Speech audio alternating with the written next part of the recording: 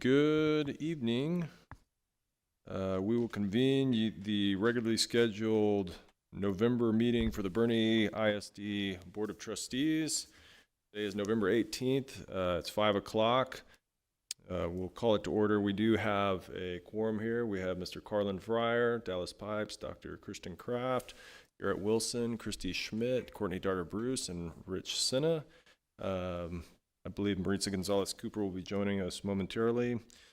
So at this time, at 5:02, we will convene into closed session to discuss Texas Government Code 551074, deliberation regarding matters related to employment, appointments, resignations, terminations, retirements, and reassignments. Texas Government Code 5510821, deliberation of personally identifiable information about a public school student. Texas Government Code 551.072, discussion of purchase, exchange, lease, or value of real property. And Texas Government Code 551.074, discussion of board member roles and responsibilities. And with that, we will move into closed session.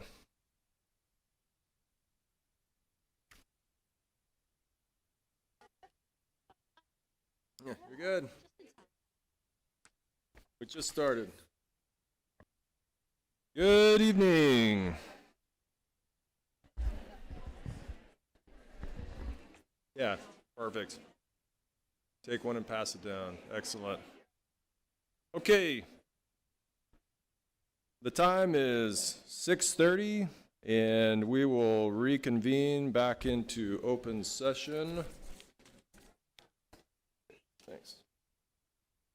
We'll reestablish the quorum. So we've got Mr. Carlin Fryer, Dallas Pipes, Maritza Gonzalez-Cooper, Dr. Kristen Kraft, Garrett Wilson, Christy Schmidt, Courtney Darter-Bruce, and Rich Senna. And so we will reconvene back into open session. At this time, we will have the Pledge of Allegiance and moment of silence. I'll turn it over to Ms. Reyna.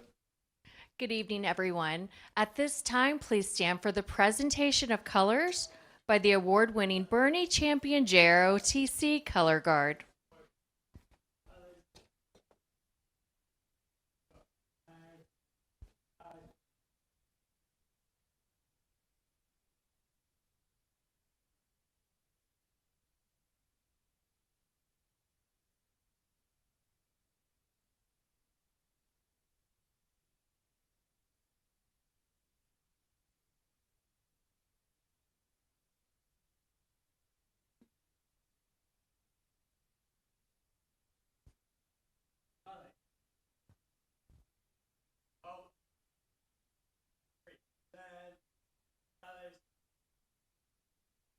Please join our students from Fair Oaks Ranch Elementary for the Pledge of Allegiance and the Texas Pledge.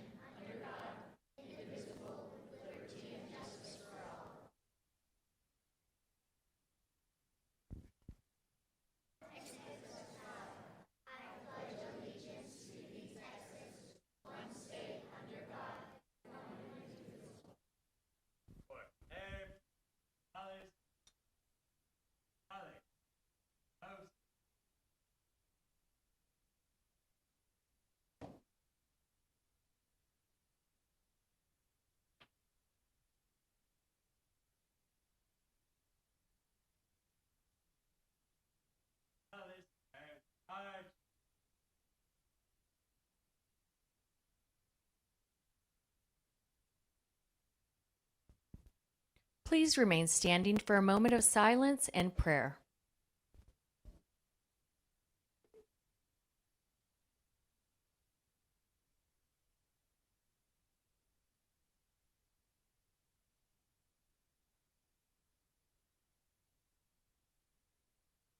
Thank you, and please be seated. Mr. President and trustees, our students from Fair Oaks Ranch Elementary have some great questions for you this evening. Hey, welcome guys. So you guys come ask your questions, and when you come up, if you don't mind giving us your name and grade, we'd appreciate it. Hi, my name is Harper, and I'm a fourth grader at Fair Oaks Ranch Elementary School. I'm also the secretary of our Early Act Club. My question is, what would you expect from us as students?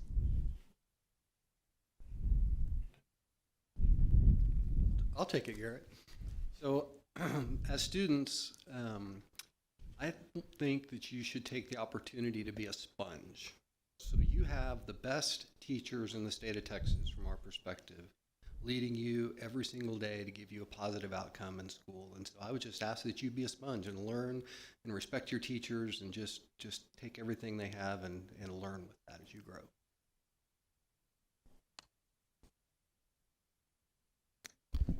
I would also just remember to be kind to everyone that you come across, and like going off of what Mr. Fryer said, get involved with as many opportunities and organizations that you can experience while you're in school.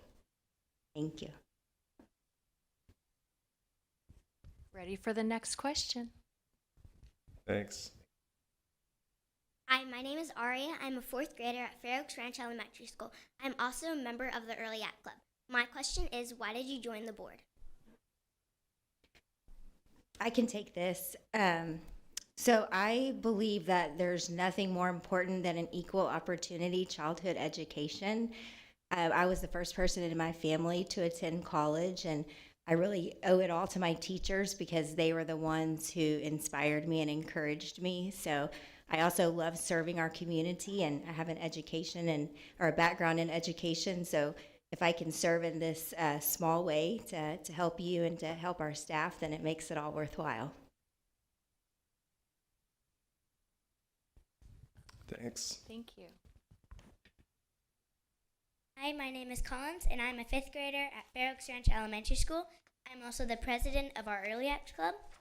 My question is, what does a normal day look like for you as a member of a school board? Well, I'll take that one. So, you know, it's our days look. Most of us and all of us probably have day jobs in here. So this is a volunteer position. We don't get paid for it, but it's a lot of fun to do, and it's good to be able to give back, just like you guys do with the Early Act Club. So as far as what a day looks like for a school board member, most days we're not necessarily at a school board meeting or going to meetings or that sort of thing, but there are times when we do a lot of work on behalf of the school district, especially when we're trying to set the budget early in the fiscal year or right at the beginning of it. We meet a lot at that time. We also have a lot of committees that we're all on. We're all on 2 or 3 different committees, and so that keeps us pretty busy. Those committees meet once a month. We meet up here once a month. And we also have training that we do at 2 different conferences twice a year. So we probably 3 to 4 days a year we're at those conferences. So it is very time consuming, but it's really rewarding, and it's always fun to get to meet, kids like y'all. So thanks. I was also going to add, being a part of the school board, I've really enjoyed just being able to get out in the community and meet with adults and also teachers that I see out and about, and being able to listen and make people feel heard. So something like a day in the life of a school board trustee today was a day that I really enjoyed because I got to go on campus, and I made a special effort to get to go in and spend time with some kiddos. So that was also very fun. But just finding ways that you can invest in students and teachers, and attending different events around campus, whether it's a theater performance or sporting event. So we really try to get involved just in the day-to-day activities, because we're all one big family, and it feels more personal when we know the people in our community that we get to serve. So it's a true blessing. Thanks. Hi, my name is Eden, and I am a fifth grader at Fair Oaks Ranch Elementary School. I'm also the treasurer at our Early Act Club. My question is, what is your main goal? Okay. We have lots of goals. But I think my main goal is to make our community feel like we are one family, And so for you students, I think it's so important that you feel heard, that your voice does matter, and that that I can promise to give you high morals and character. So decisions that we make, that I make, I try to make sure to make the best decisions on your behalf. So when you go to school, you have a positive and safe and welcoming learning environment. And also think it's so important that one of our goals is to give resources to our teachers to be able to give you the best education possible.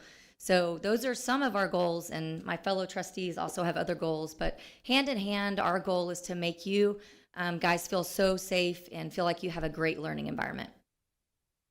Thanks, Courtney. And I've been lucky to live in 3 different states, but I've been in Texas by far the longest, and Boerne's the best town I've ever lived in my whole life. And my kids went through all 13 years from kindergarten through graduation here in Boerne. But I've got a few goals, and one is that our district have continuous improvement, which means that every year we get a little bit better at what we do, and that we have more choices, more opportunities for our students to learn new things. There are so many more courses and opportunities that are available today that when any of us were in high school. So that's another goal.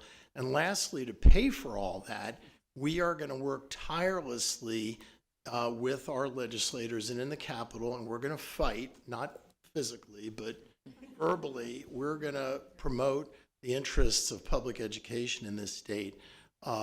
Because I'll give you an example. Our teachers in Texas make an average of $7,500 less than the national average.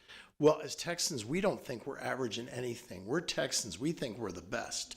And I think we are the best state in the United States. So we're gonna fight for the legislature to allocate more funding to public ed so we can provide these opportunities for you kids to have even more choices and more options.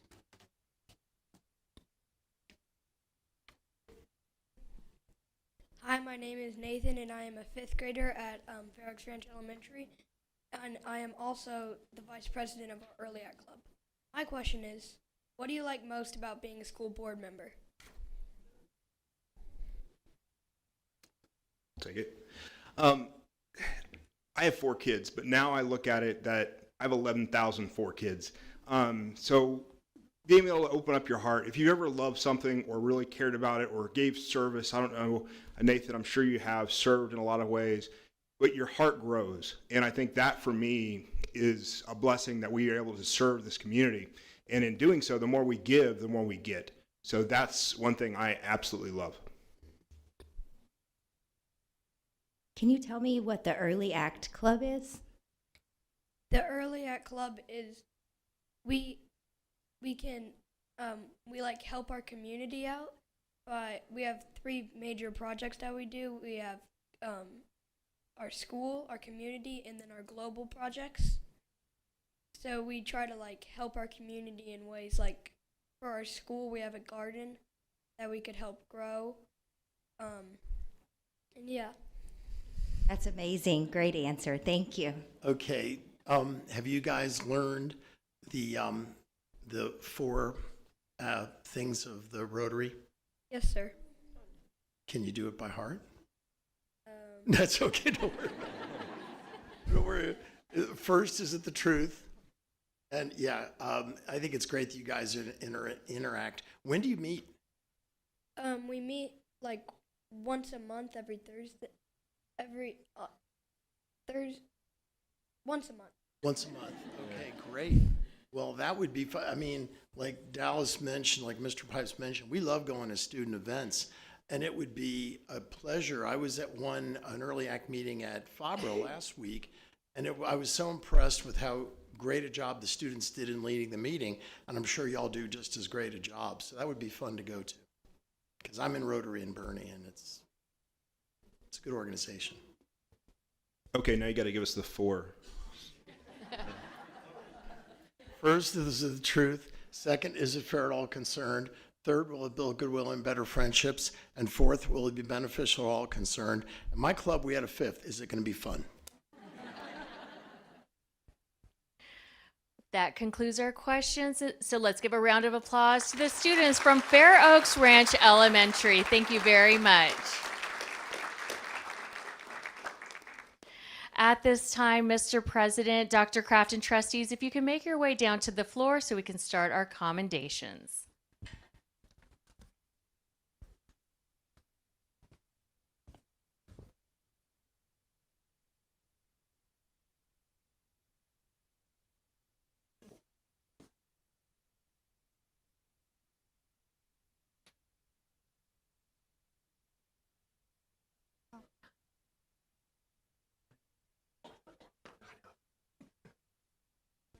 Our first commendation recognizes the champion boys and girls cross country teams. The boys and girls teams both competed at the UIL Cross Country State Championships on Saturday, November 2nd in Round Rock. The boys earned a 5th place finish, while the girls earned a 7th place finish. In addition, champion senior Charlie Hawk finished 4th, and champion junior Elizabeth Leachman earned the state gold medal with her 1st place finish. Congratulations to both the champion boys and girls cross country teams.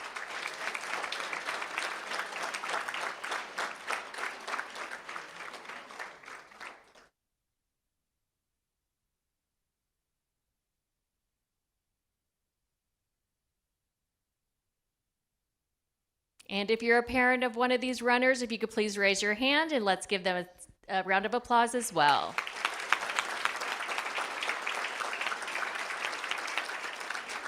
Our second commendation recognizes standout runner champion junior Elizabeth Leachman. Beth defended her state title at the state cross country meet on Saturday, November 2nd in Round Rock, crossing the finish line with a time of 17 minutes and 14 seconds in the 5,000 meter race. Congratulations to two-time gold medalist champion junior Elizabeth Leachman.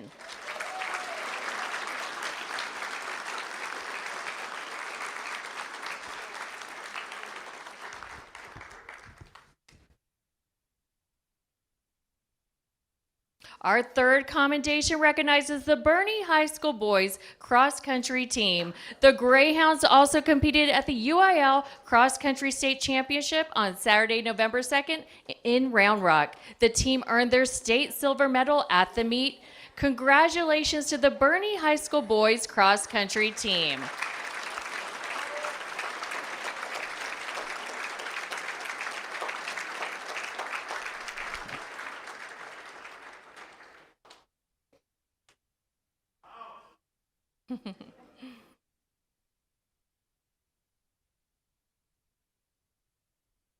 And if you're a parent of one of these cross-country teams, please raise your hand. We want to give you a round of applause.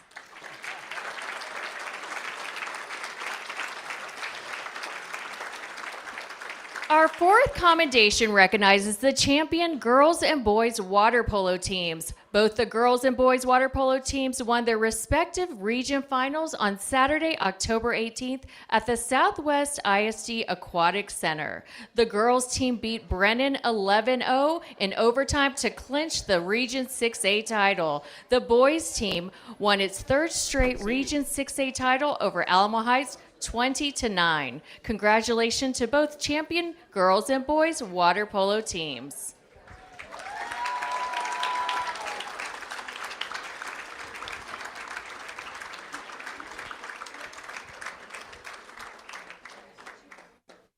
And they have the coolest shirts.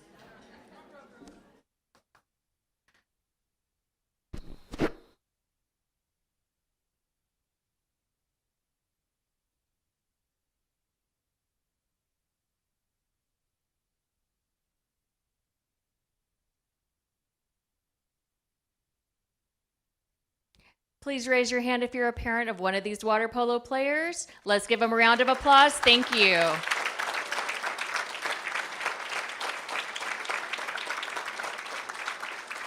Our next commendation recognizes 3 Bernie High School varsity football players. Greyhound seniors Logan Fritcher, Braden Bays and Jackson Bays were selected for the 2025 San Antonio Sports All-Star Football Game, which will be held on January 11th at the Alamo Dome.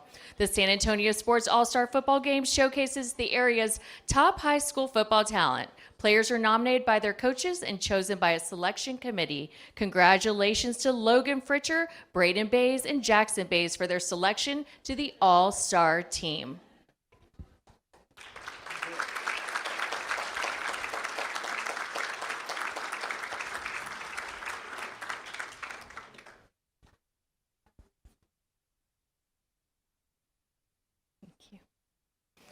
Our next commendation recognizes members of the 2024 All-Region Orchestra. Students from Bernie Middle School North, Bernie Middle School South, Voss Middle School, Bernie High School, and Champion High School auditioned for the regional orchestra just a few weeks ago, with a combined total of 26 orchestra students being selected. Congratulations to this talented group of orchestra students.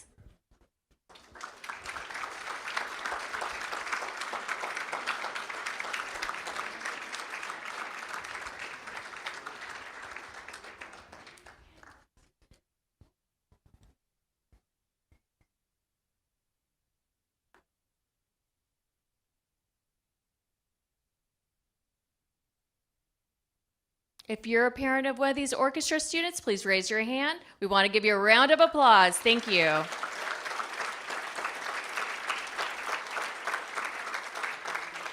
Our last commendation recognizes champion teacher Jenny Brewer. Coach Brewer has earned the Teacher of Excellence Award by the Texas Business Hall of Fame. This award recognizes an outstanding business educator in the San Antonio area for her dedication to teaching and inspiring future business leaders. Coach Brewer is in her 11th year in Bernie ISD and her 6th year at Champion High School. She teaches in the Career and Technical Education Department as a business incubator and entrepreneurship teacher. Congratulations to Coach Brewer for this prestigious honor.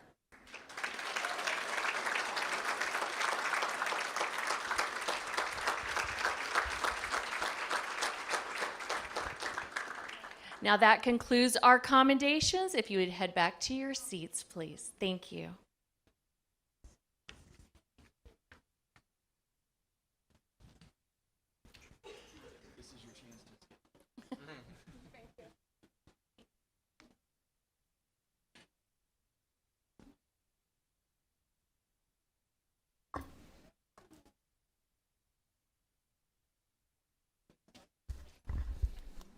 Okay, Ms. Reyna, back to you. Yes, we have a few great videos. Today, our core values and action student is Gabriella Mazak from Bernie Middle School South. If you could please roll the video.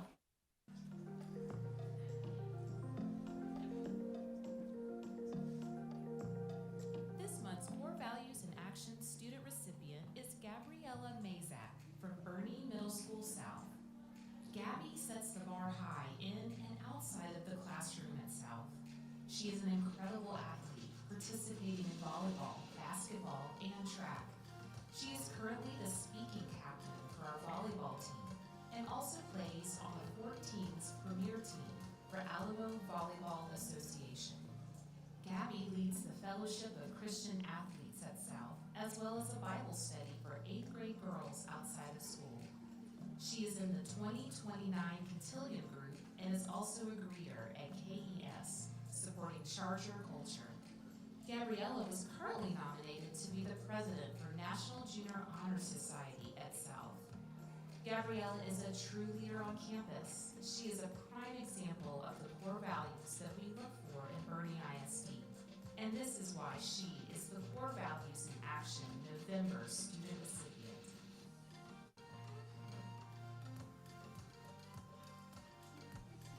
And Gabriella's here.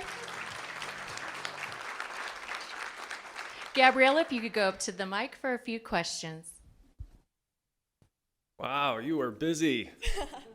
Jeez. So out of all those things, what's you're involved in a lot of activities. What's your favorite one?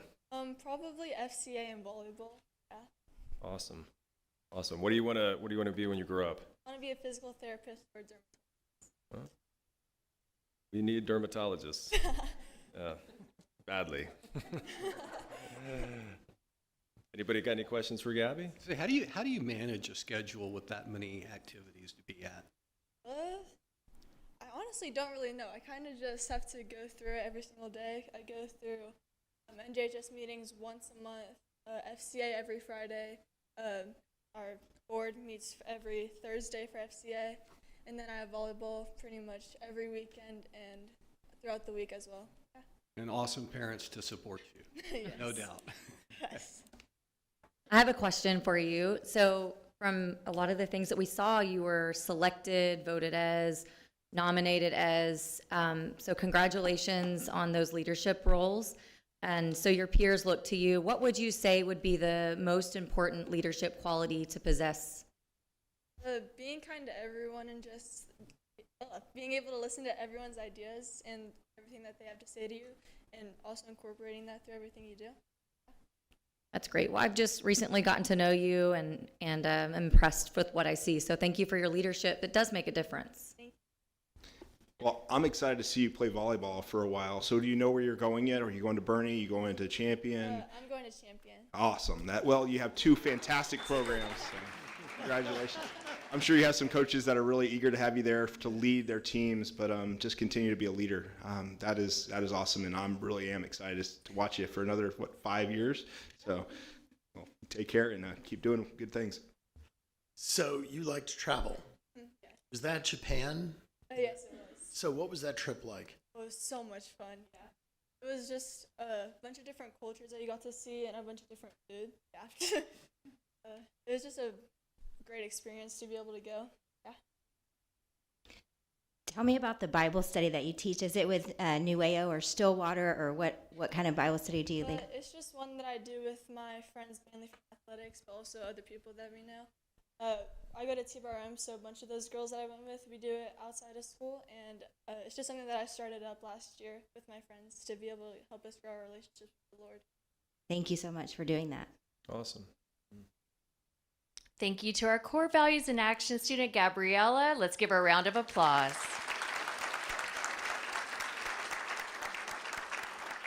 We're excited today to share today's BEF Wow moment from Bernie Middle School North. We paid a visit to Mrs. Thornton's theater class. Hi, my name is Jack. Welcome to Bernie Middle School North. Today's wow moment will be in Miss Thornton's classroom where the students are creating costumes. So we got a grant for material, and the material basically helps us make our costumes. It's the kids' show, so they have to play a role in it, whether it's making the costumes, the lights, the sound, or acting. So we're learning life skills as far as learning how to stitch, learning how to sew a button on, or hem, pants, different things that they're gonna have to do throughout their life that they can incorporate in the plays that they put on. When they see a thing of material and then they see it on stage under the lights and how it turned out and what it actually looks like, can build somebody's self-esteem as well as teach them the life skills that they can use throughout their life. Thank you for supporting every student, every teacher, and every school in Bernie IC. This concludes our student videos. Awesome. Well, that was really good. Okay, thank you, Ms. Reyna. So at this time, we'll go to visitor comments and testimonials. So I will read the summary here before we start. Each participant must sign up in person and will be limited to 3 minutes to make comments to the board. Overall time limit for comments will be limited to 30 minutes. The board encourages the public to discuss concerns with an appropriate administrator who has the authority to address the concerns. Concerns should be expressed as soon as possible to allow early resolution at the lowest possible administrative level. Remember that the board may not discuss or act upon any issues that are not posted on our agenda. If an issue mentioned is listed on tonight's agenda, the board will defer discussion of the issue until the appropriate time during the meeting. Finally, please be aware that rules of decorum will be enforced during the public comment period and throughout the meeting. Disruptive behavior will not be tolerated. Those who choose to engage in disruptive behavior may be asked to leave. Each participant is legally responsible for the content and consequences of his or her own statements. Okay, so with that, we've got the first up is Sean Crow. I got that right?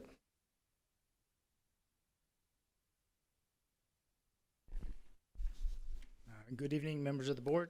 My first time at a board meeting. So go easy on me. So my name is Sean Crow. I'm a freshman in Champion, the cybersecurity P-Tech program.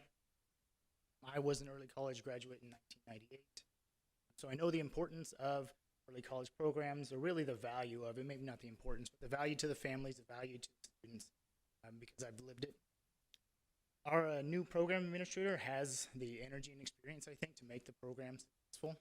So far I appreciate the candor that he's expressed the gaps in the program to the parents. I appreciate even more that he's articulated a plan moving forward, how we're going to get there. So I think that the program has a decent chance of success given the gaps that are present right now. With that said, though, it is behind target, and I think that amongst other things, he needs to be empowered with the autonomy and the resources to make it successful. So, like I said, I think he has a good plan, but I've looked at some other P-Tech programs who appear to be, say, more on track with the TEA blueprint benchmark, and they have dedicated P-Tech administrators who are not doing double duty as assistant principals. They have dedicated P-Tech counselors who are not doing double duty as other counselor. Their programs may be bigger. There may be some differences there, but I think the dedication there is making their programs more successful than ours will be, even though I think ours will be. Like I said, I have a freshman, so I have high hopes that by the time my freshman graduates, the program will be on a good track, but I'd like to see it get there faster. So the reason I'm here is not to complain. It's really to draw some attention to the importance of this program and how I think that the program, with additional resources, with the right focus, following the TEA blueprint for the program, can be successful. Specifically, the TEA blueprint specifies that the staff shall include the director level, which may not be a director level here, I don't know, but essentially someone who has authority over the course and instructor scheduling, staff and faculty hiring, budgeting.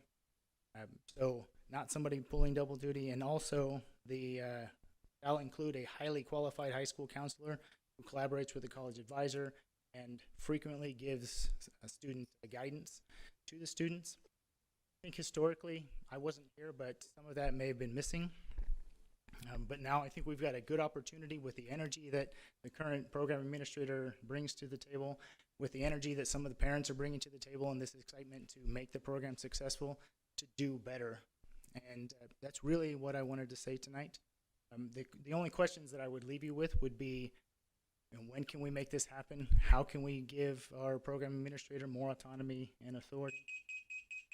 That's it. Thank you for your time. Thank you, Mr. Crow.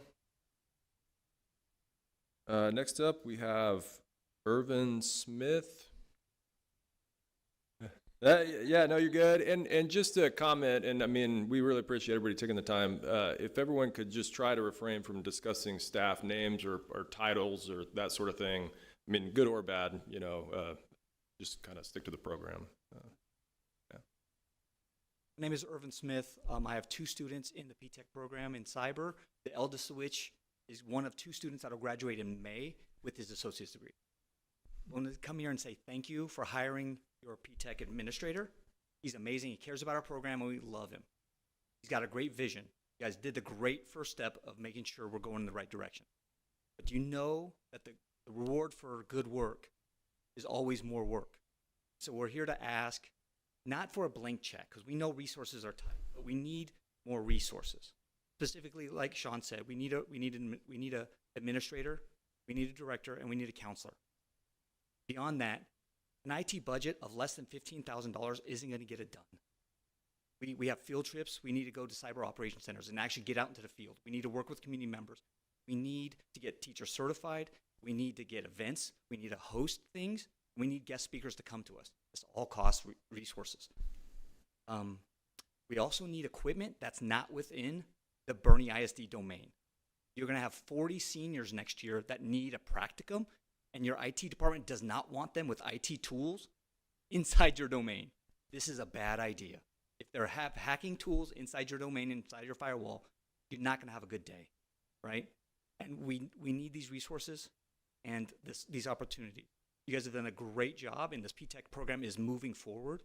We just need accountability of where our resources are going and some transparency to the parents to say, this is what we have to offer, and let's make the most of it. We're not asking for a blank check. We know everybody in the state wants more money. But we are asking that you give the resource that you hired the opportunity to be successful at a level that we know we can be. We do have the best school district. People move to this area or this school district. So we got to put our money where our mouth is. We've just started a second P-Tech program, which is going gangbusters. But we need to course correct and provide the resources to the individual you hired to be as successful as possible. And I think we're there. We have the community involvement, and I think we have an opportunity, but only if you guys kind of spearhead that charge, because no one's going to answer to me as a parent. I know everybody says yes, but when you guys ask questions, they tend to get answered a lot quicker. I spent 3 years trying to get answers. I finally started getting answers now. Now we need more. We need you guys to help us kind of take the next step. Again, thank you for everything you've done so far. Really appreciate it. And we look forward to what you guys have next. Thank you, guys. Thank you for your comments. Next up, we've got Corey Jones.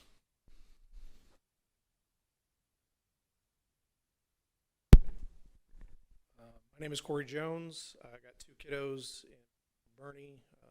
Oldest is a junior at Champion, and the youngest 7th grade in South. So, I'm just going to read the paper. I'm not this. So, as part of the P-Tech blueprint and that is published on the TE website, there are specific points about agreements and expectations with business and industry partners. BISD program is failing short on. A few of the high points on that is the program needs business and industry partners to provide work-based learning opportunities. These partners should provide practical hands-on activities and experiences through which a student interacts with industry professionals in a workplace, which may or may not be in person or in a stimulating setting. Students prepare for employment, for advancement along with a career pathway, completing purposeful tasks and developing academic, technical, and employable skills. There will be a need for a detailed plan for work-based learning experiences for the students for those appropriate grade levels. There's currently a company that's come forward over the past years with great opportunities based on what we've heard. Put together a list of small, medium-sized projects for these kids. But what we've heard is they've worked with our former P-Tech leadership and BISD employees over the years, but there's been no signed agreement, no timeline for that completion. There's also parents with cybersecurity backgrounds that have offered to spend time talking to all the cohorts, not just the juniors, seniors. There's currently discussions about field trips to UTSA, USA's Innovation Center, and Cyber Threat Operations Center, which Irvin hit on a little bit. Bring these points up because the students in BISD first P-Tech cohort are now juniors, and in 9 months they start their senior year. There's an expectation and requirements that they have a work-based learning practicum as part of the P-Tech program. But we've not seen any concrete plans for this work-based experience. The P-Tech program is wanting and needing help to ramp up these contacts with business and individuals who might be willing to help with the area of the program. These contacts don't have to be local. They can range in a wide field of IT, from computer support to networking, developers, even CIOs.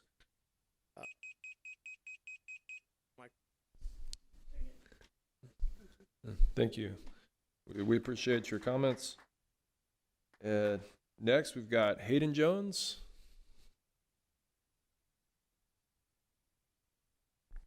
Hello, my name is Hayden Jones.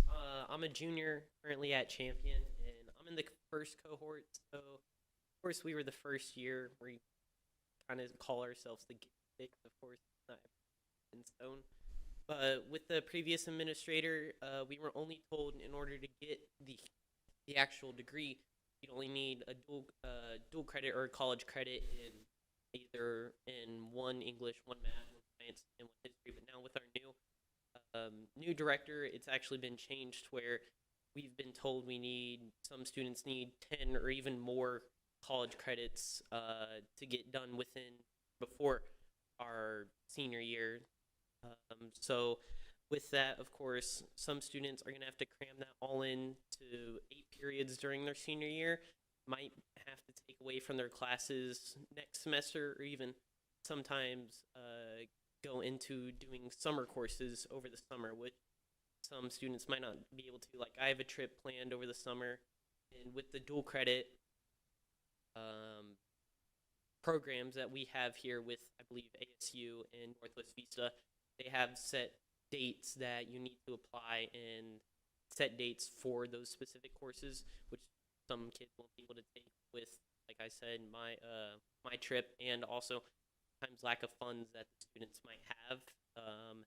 And with all of that, my question is, how do y'all plan on hopefully getting us back on track into that, and also how you're gonna be able to get us through the rest of our senior year? Of course, still wanting having us do what we want to do, but also still completing the course in its entirety. Thanks. Thank you. Mr. Sylvester Perez.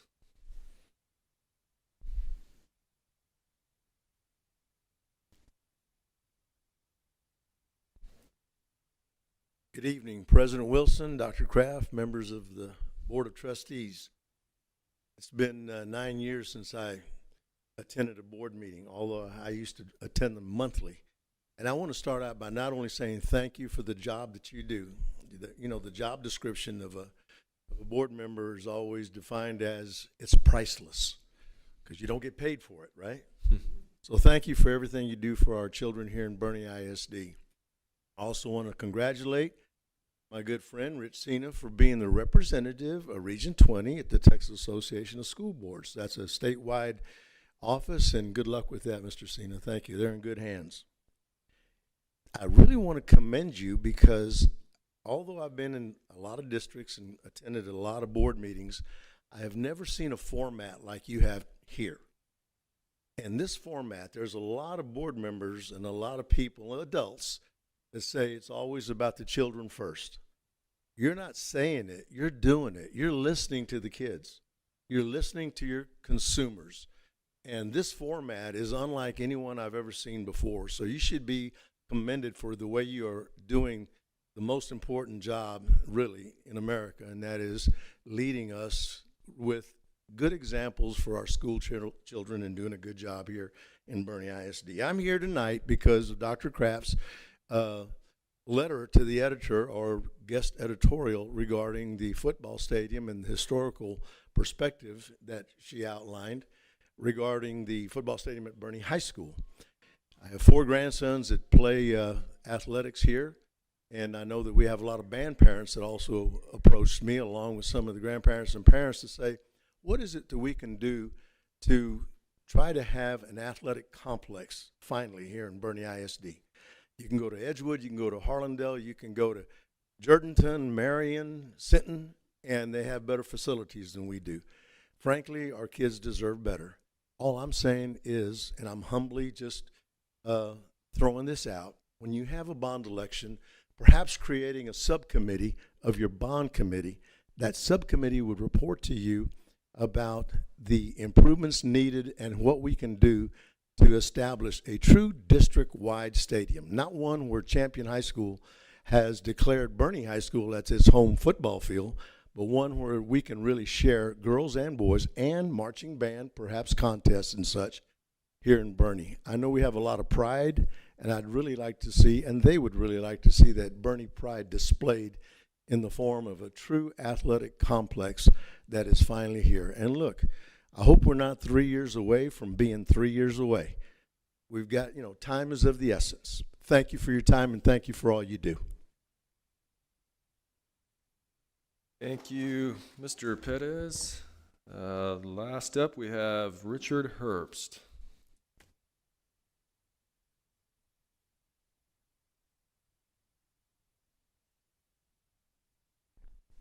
My name's Richard Herbst. I'm a retired educator. After 40 years, they kicked me out, so that's enough.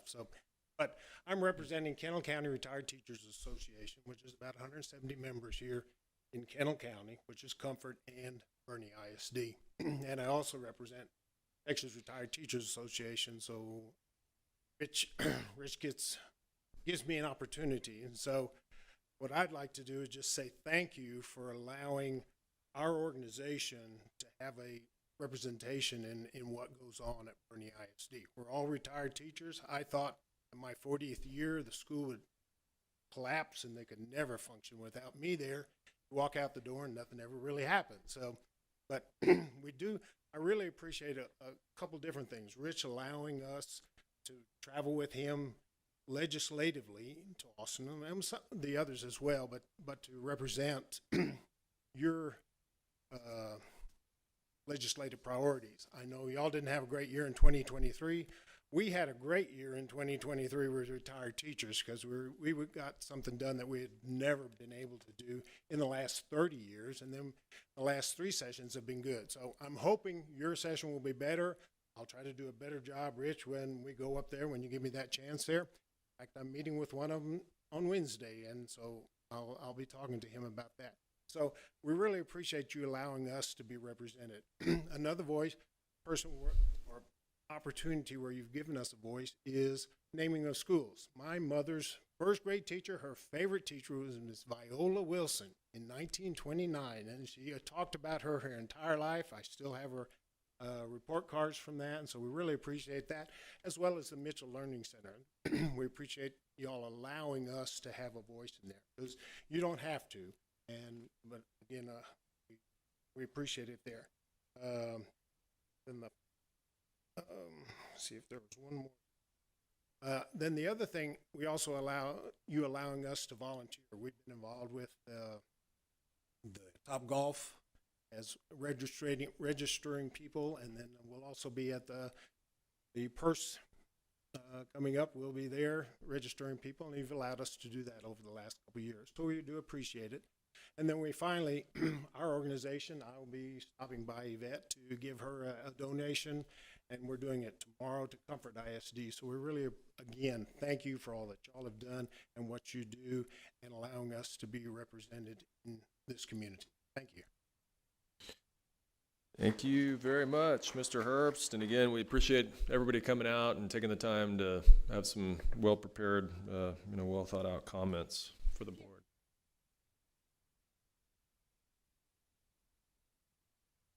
Sure. Yes.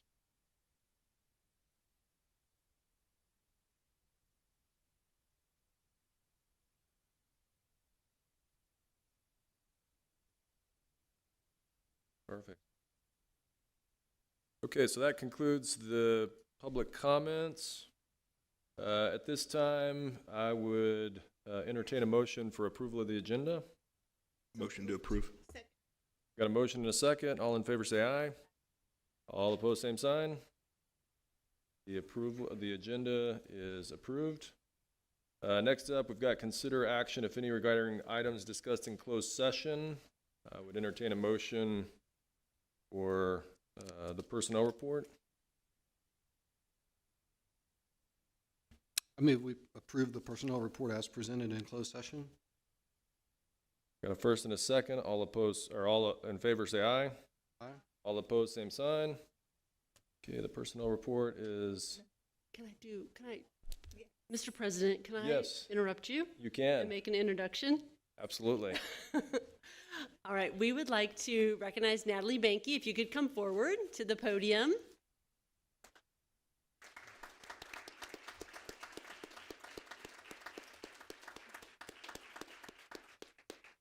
This evening, Ms. Banky, you approved Ms. Banky as principal of Champion High School, so I want to say congratulations. And thank you so much for all you have done when you joined our team. We knew from the very beginning of your high leadership caliber and just high quality. And I just want to say thank you for being open to opportunities and for all that you have done to lead Champion as our interim principal since homecoming.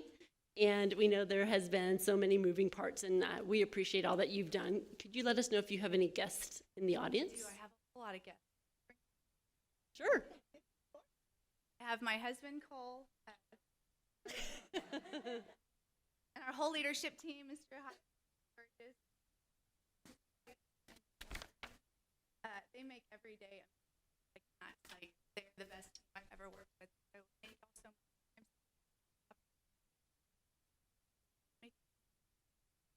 Well, 100%. We're going to come take a picture with you. So congratulations, and y'all stay up there.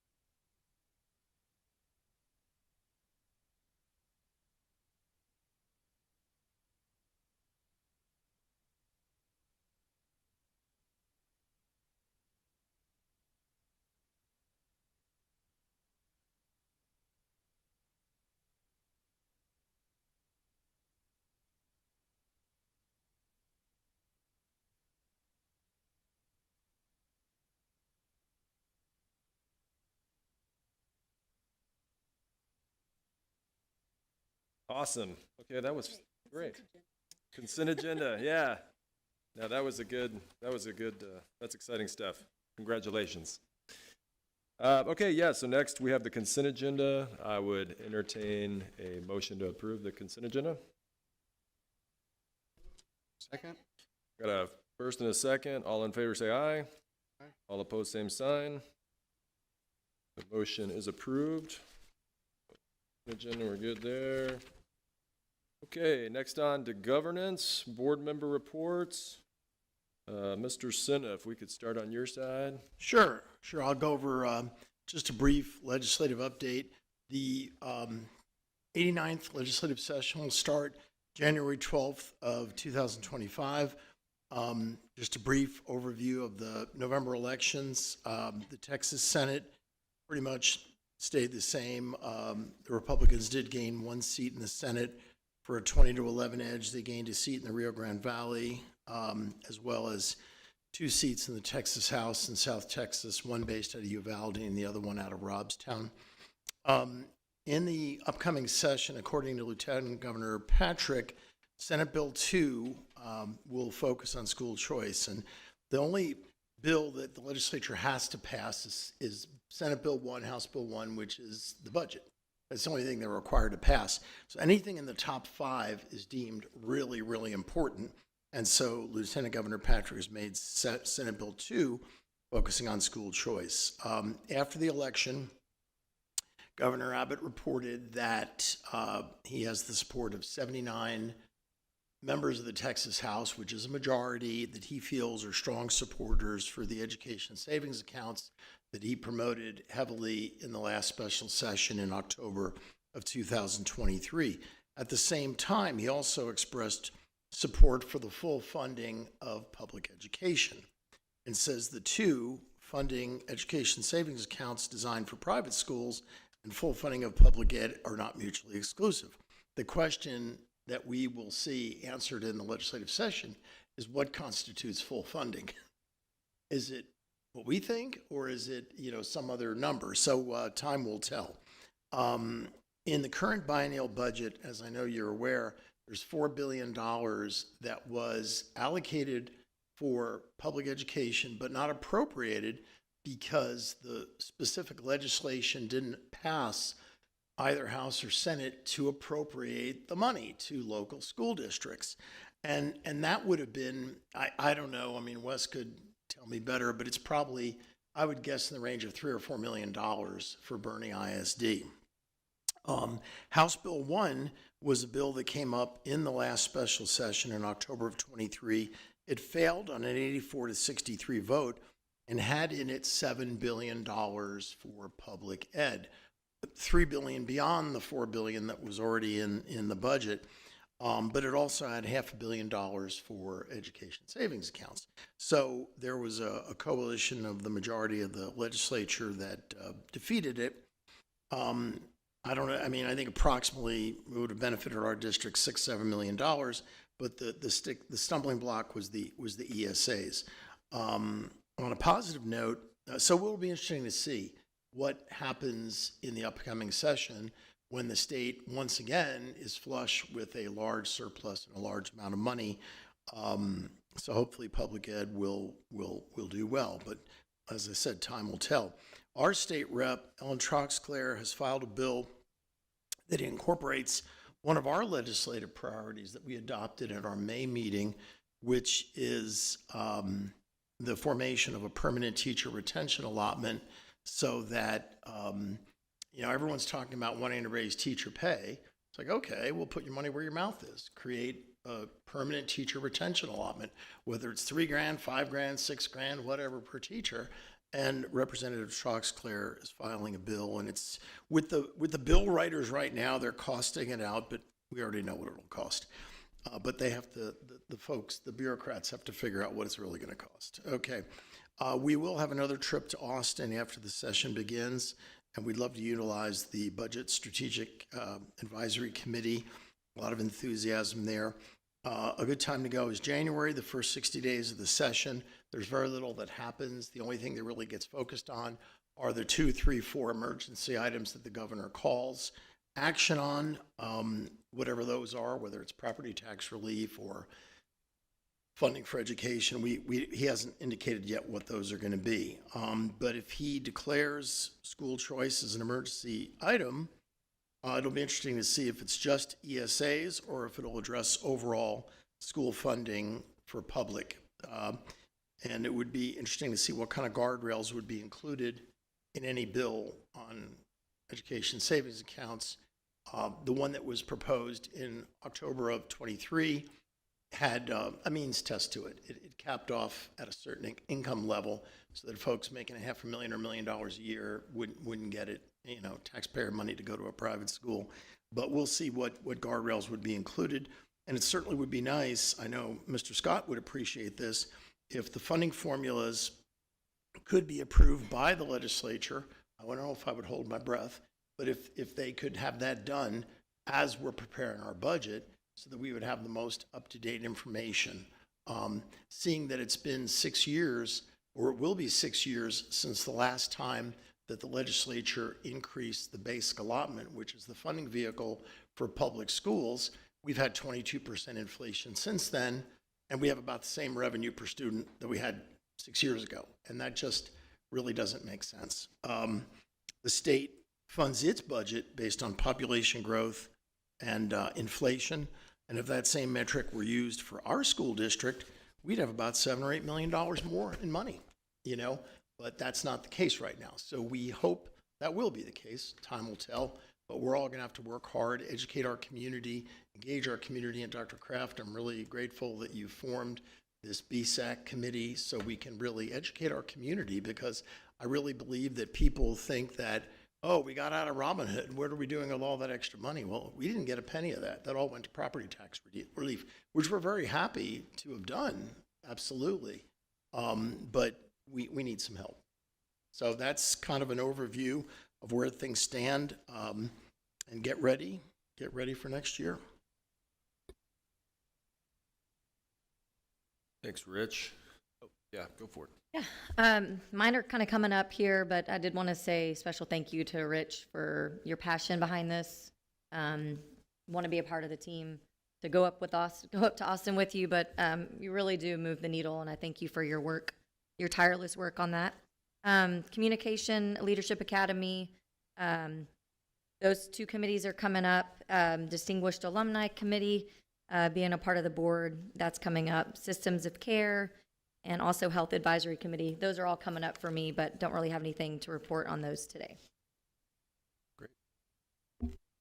Thank you, Courtney. So we have a PTO President's report to give you. We had a meeting on November 1st. We had a guest speaker, Chaw Kurlak with the Bernie Sunrise Rotary was in attendance.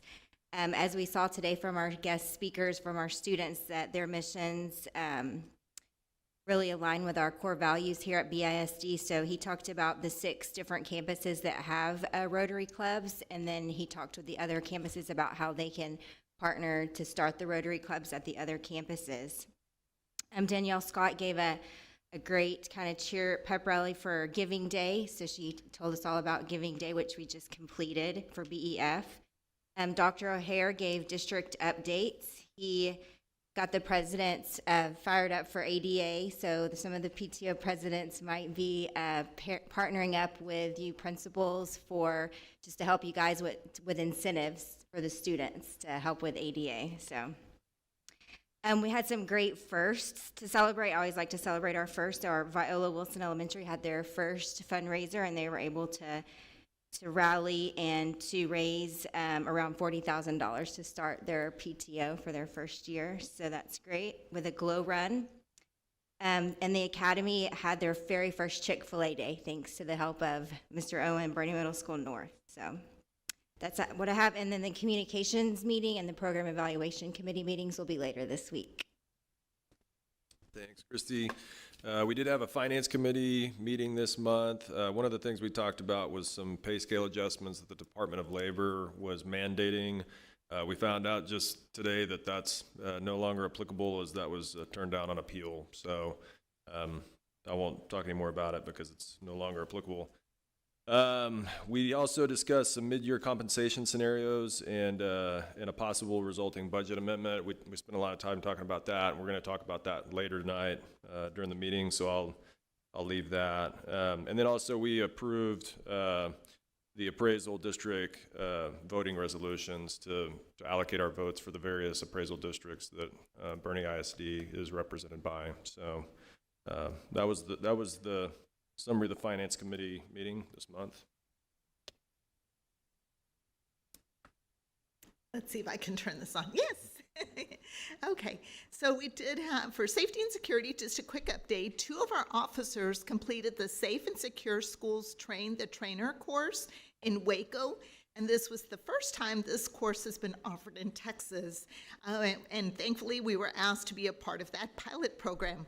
This course was developed to have age-appropriate school safety training for students and parents from kindergarten to high school. And also, we are working with Comfort ISD and our partner first responder agencies for full operational exercises simulating the response to a critical incident to include evacuation and reunification over the Christmas holiday. So they're keeping busy. Thank you. And I had the content filtering committee that was spanned over from the last meeting. That committee provides input on district content filtering practices that are in place to comply with the Children's Internet Protection Act and the board policies as well. The committee shall consider requests from employees to use or unblock block or unblock sites. I've been in a lot of committees and a lot of different filters, but this one was honestly a lot of fun. So if you're a parent or you're a teacher and you want to get in a committee, there's only one other one this year. It's going to be on April 14th. But this committee really acts in a very quick and swift way to resolve some issues or be presented a site or an app or something we might want to allow, and get in there, look at the changes, and approve it or deny it. I had a lot of fun with some really wise people in that committee. So thank y'all for allowing me to join you. They reviewed content filtering practices, so the way it goes through as far as how to push through ones through there, the filtering software that's used, filtering categories, and also the staff that uses to block and unblock those sites. I had a lot of fun in that class. If you want a committee to come join, come hang out with us. Sounds like a good one. Maritza covered safety and security. You covered finance. The only thing I would say on the finance committee didn't really approve the appraisal district recommendations. We just made the recommendations for the board. We don't approve in committee, so the board approved those in the consent agenda. Yeah, great coverage. Great. Okay, awesome. Thanks, everybody. Next, we have Dr. Kraft. All right, thank you. Can't believe it's November already and Thanksgiving is around the corner. So, schools are doing amazing work just on autopilot. This is such a busy time of year, but exciting. Enrollment as of Friday was 11,102. And, last Monday was Veterans Day. And we should all be very, very proud of the recognition that every school provided our veterans and their families. I was at Curington and Champion High School, and just really moving ceremonies, and they're very well attended, and just shows again why Boerne is such a destination district, because of our honoring of our men and women who have served in the armed forces. And thank you for being at all the events that you guys were at that day. You saw in our BEF wow moments, Miss Thornton's, her class sewing costumes, and I know many of you were invited to one of their performances, so hopefully you were able to make it. But again, we will provide you lists by month of all those performances that are going on, because we have amazing kids in all areas of fine arts. And we are having a lot of fun in our Listen and Learn, so tomorrow is our last middle school group. And to our parents in the audience, 3 board members and myself, we go to every school, and the principal puts together a diverse group of kiddos, about 10, 12, 15 students, and we meet in the library or the counselor's area, and we just get to have a conversation with kiddos. Every direction kind of goes in a different area, a different avenue, but it's great to hear feedback unfiltered from the students. So we're wrapping up middle school tomorrow, and then in the spring we'll be visiting our elementary school, so I'm sure that will be a lot of fun. Hear from our elementary friends.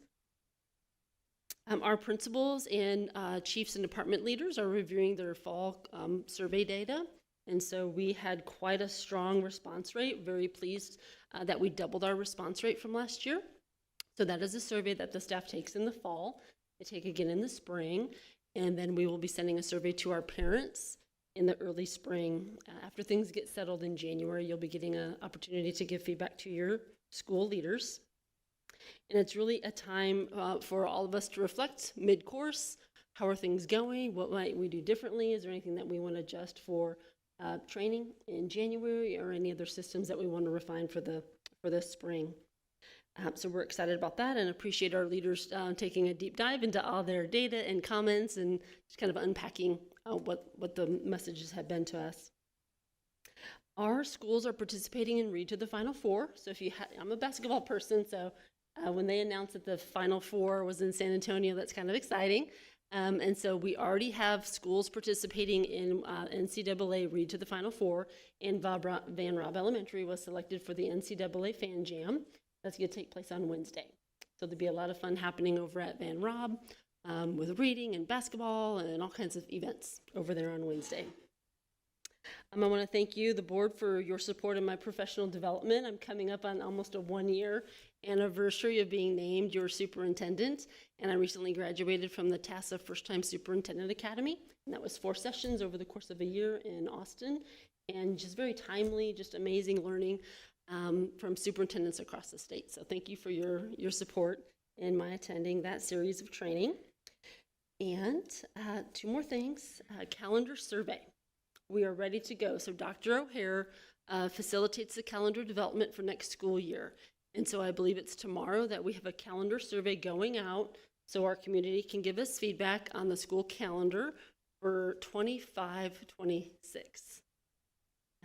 And that should be open through Thanksgiving on that Tuesday when we come back. So hopefully parents will have a chance to set aside some time, look at the options.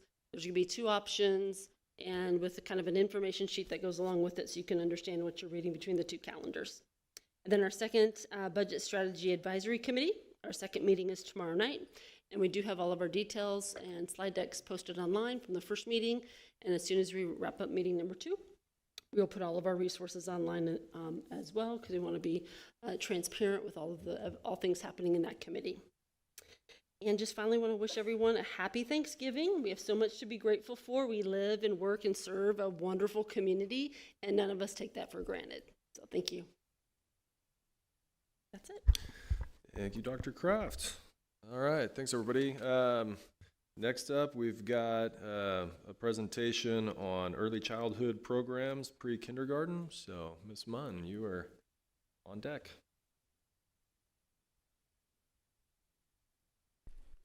First, I have to adjust for being short, so thank you. Good evening, Mr. President, Dr. Kraft, and members of the board. I want to thank you for the opportunity to provide you with an update on early childhood and our House Bill 3 goals.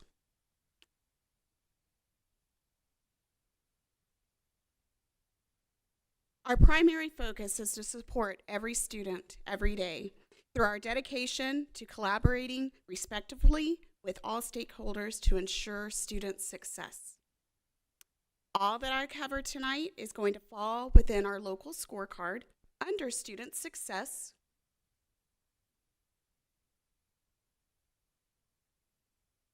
Keep going. However, in particular, I'm going to focus on that early childhood proficiency. That was a new addition to our scorecard. Thank you.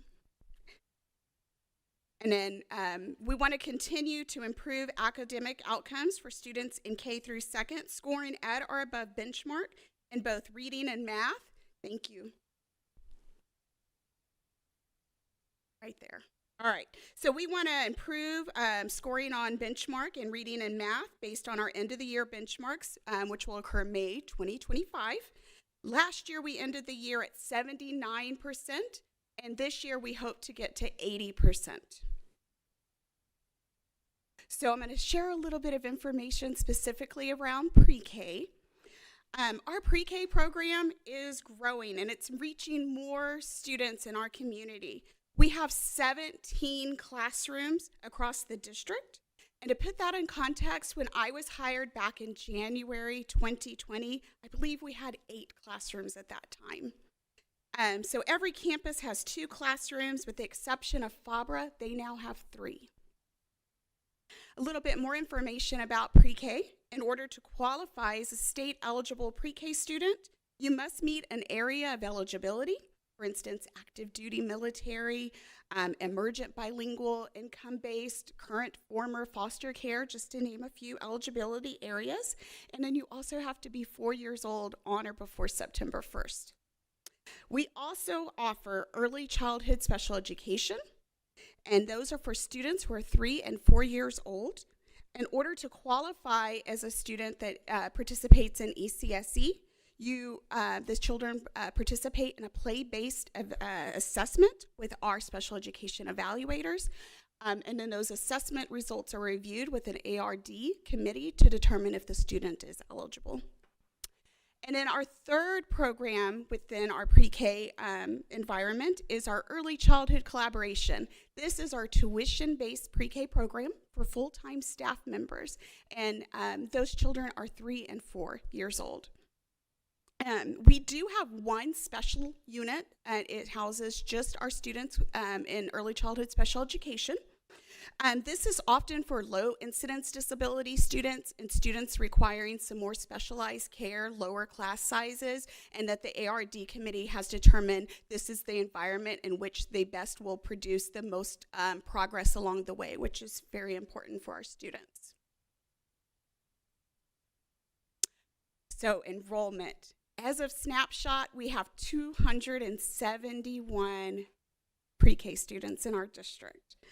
About half of the students are state qualified, and then followed that by our early childhood special education students, and then our tuition-based students. Interestingly enough, about 25% of our students are military connected. So I believe that it's our close proximity to San Antonio area military bases, but I also believe it's because Bernie has the reputation of providing a high quality program, and that is something that the committee and the community recognizes and appreciates, and I think that's driving our military connected families to Bernie ISD, something that I think we could all be very proud of. All right. Early matters.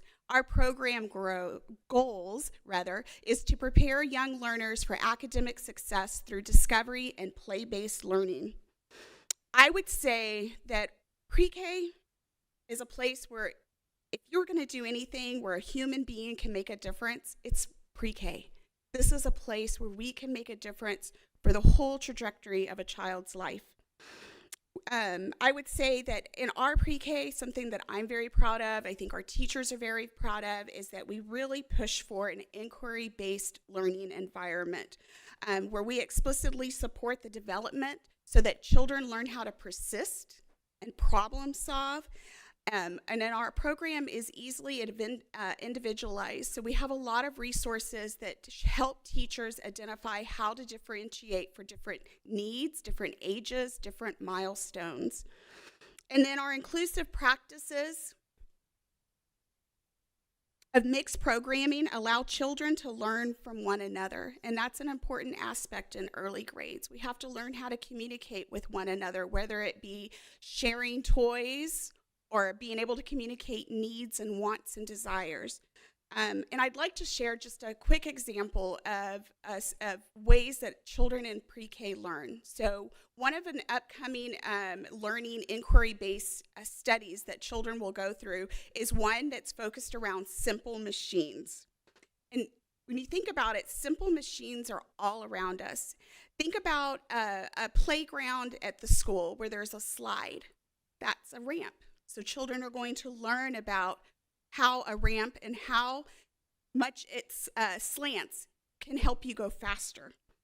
Scissors in the art room, that act and that movement, while it seems so simple for us, it teaches kids things about mechanics and engineering at the very base level. So kids are going to have everyday opportunities when they go through this study to interact with simple machines such as ramps, levers, pulleys, and wheels. So in the playground, for instance, you might see children pushing around a wheelbarrow or a wheelbarrow of sorts so that they can learn how to carry around loads of toys or going down the slide. In the kitchen area, when they're doing some pretend cooking, you might see them using tongs and utensils and figuring out how those things work to move food, to prepare food, in the imaginary sense, of course. So this study of simple machines, as an example, can help children learn about the characteristics of simple machines so that they can identify simple machines around their homes, outdoors, as well as in the classroom and across the campus. They're going to learn how simple machines are combined to make complex machines. And then they'll have opportunities to work together to make their own simple machines by using a variety of skills to plan, write, draw, build, and negotiate with others. So one of the things I also wanted to share with our board and our staff is that TEA identifies pre-K through third as early childhood, with third grade as the indicator of early childhood outcomes. House Bill 3 has a myriad of expectations which include multiple reading initiatives. For instance, It requires districts and charters to provide a phonics curriculum using systematic direct instruction in grades K through 3rd. It requires that each teacher and principal serving students in these grades complete the Texas Reading Academies to learn the science of teaching reading.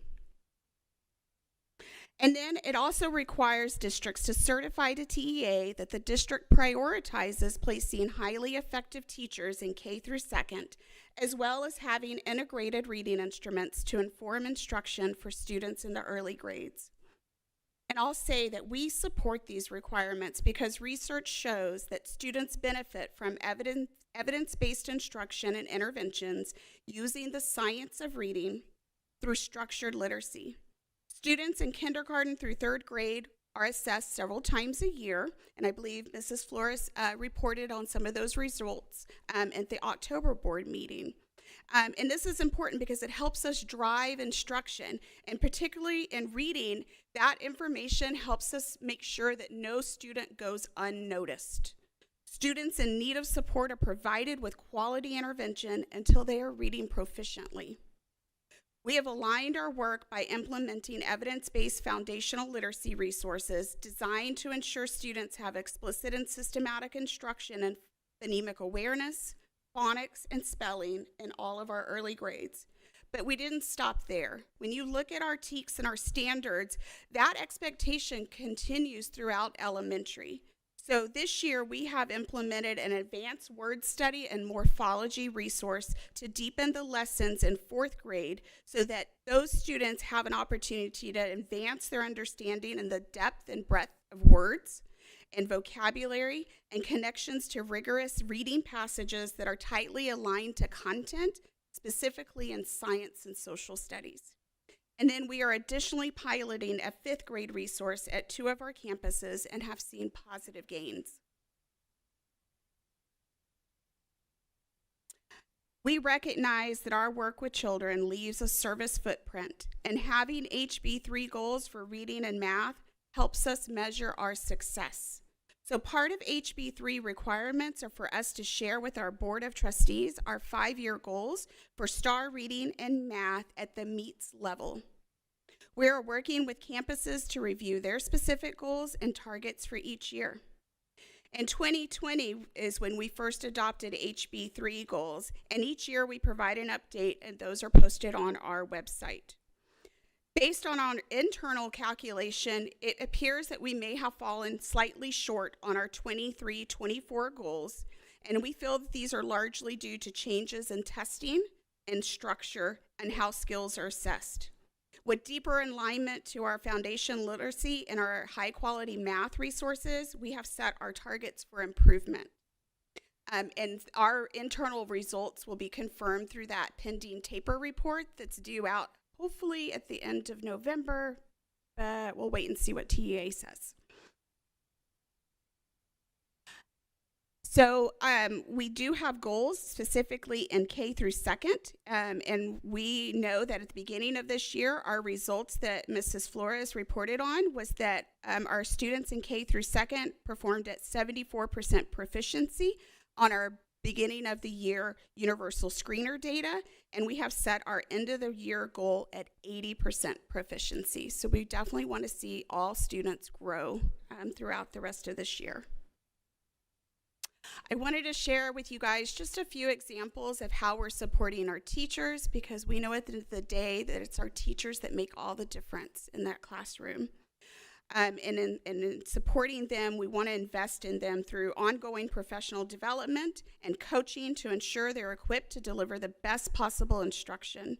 Job-embedded coaching is personalized to help all teachers achieve their identified goals, as well as our continued learning around the science of teaching reading through Texas Reading Academies. And then we have our 2nd cohort of teachers going through language essentials for teachers of reading and spelling, as well as supporting some of our instructional resources and learning walks with our coaches and administrators as we all calibrate and grow together.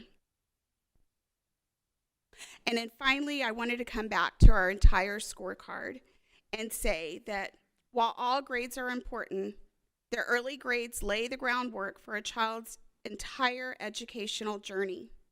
By investing in high quality education at the early grades, we can set children up for success throughout their lives. This directly supports our college, career, and military readiness targets and student success, and I thank you for your continued support. I know that was a mouthful. Anybody have questions? Thank you. Any questions, comments for Ms. Munn? Go ahead. Renee, sorry, going back to the HB3 goals, where we didn't quite hit the targets that we had set, and if it's truly due to testing, what are we doing to make sure that's what it is, or what are we doing to get the student progress where it needs to be specifically? All very good questions, and I think it's multifaceted. Some of that we're addressing in PLCs as we continue to dig down into the data and look for trends. We're collecting with teachers a lot more formative assessments. Those are the kind of those checks and balances along the way, not those end of the year units and summative assessments. So if we can catch things early, like when lessons are being delivered, and then review that information, then teachers can make adjustments for the following day, the following week. So keeping really aligned to that data as it's becoming available, lesson to lesson, day by day, is really helping us ensure that we're going to meet our targets going forward. That's great. And what I like about this is that we didn't just say, well, let's lower the target. We're going to continue, strive for continuous improvement, and keep the target higher every year. So thank you. Thanks, Renee. Appreciate it. You sharing this information with us. Just a couple of really just general questions. Phonics, is this something that's used pretty much across the United States, or is this, I mean, that's how I learned as a kid, but. Unfortunately, no. At one point, maybe yes, but there's been a whole movement towards whole language that encompassed most of the nation for the last 30 years. And through a lot of scientific research, specifically around fMRI scans, where neuroscientists scan brains before and after explicit instruction, is when I would say the educational community finally started coming around to understanding how explicit and systematic instruction can really change the neural pathways and build solid readers. I would say there was a whole generation or more of folks that went through school without any real solid instruction around basic reading. And about 44% of people that just have an everyday reading program without a lot of explicitness will learn to read, but the rest of them, which is the majority, will end up being struggling readers. And when you look at the NAEP assessment, the national assessment, as an example, that really shows, whereas a nation, we have really fallen short and behind on proficiency in reading. And that directly ties to what we're doing in the early grades and teaching kids at the beginning when they're learning how to read, how to read. Often what would happen is we would just expose kids to stories, memorize how to read words, but not really teach them the why sounds make the sounds that they do and the patterns within those sounds and words.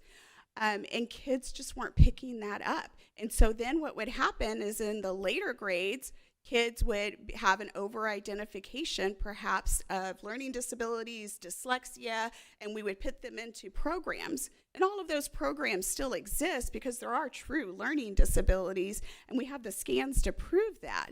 However, there are a proportion of students that, for the lack of a better word, I call dysteachia. We just weren't providing them that science of teaching reading approach to learning.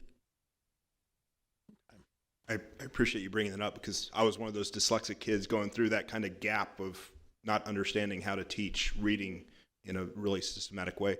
But I wanted to bring up the veterans in our pre-K. I mean, I'm one of those recipients of that, being a disabled veteran, and I think our community is very well represented with the veteran community. Unfortunately, a large number of disabilities and veterans who suffer from that, and the opportunity to provide pre-K for your kids. One, it it says a lot about our community that those veterans want to make this home. And it tells a lot about the people we have in our community that are welcoming and supportive of that. But it says another thing about the school districts, because these are people who can choose any district they want to be in, and they choose Bernie for a reason. So thank you for providing that wonderful level of education. Thank you.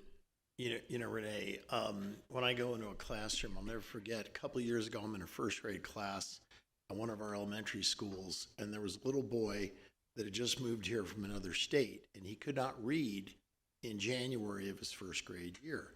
Well, by April, when I went to visit back, he was reading. Now, he wasn't a superstar, but between the teacher and the interventionist, this little boy, and I would go in there and the teacher would go, Mr. Senna, could you read with this young boy?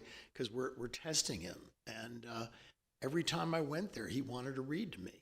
And the kid was, by the end of the year, I don't know if he was at grade level, but it was, so I'm happy we're using the approach we're using here in our district. Is there much different about Eureka Math than different math systems? Is it more effective? I mean, what are your thoughts on that? I would say that it is very, very specific and research-based in the fact that there's lots of exposures and opportunities to learn. So it's not a one and done. The kids learn a new concept, but they continually come back and revisit that concept. As you guys might recall, in the days that you were taking math in school, there's a lot of math concepts and a lot of types of math.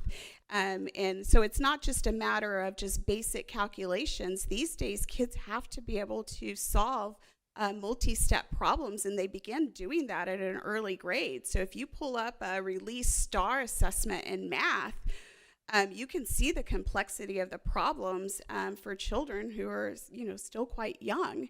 So my experience with Eureka is that it really goes deep into those concepts, but a reciprocal approach of revisiting those with a lot of use of manipulatives, because we want kids in the early grades and frankly across all of elementary to start with opportunities to work with concrete manipulatives and objects so that we can really see it in perspective before we go into abstract.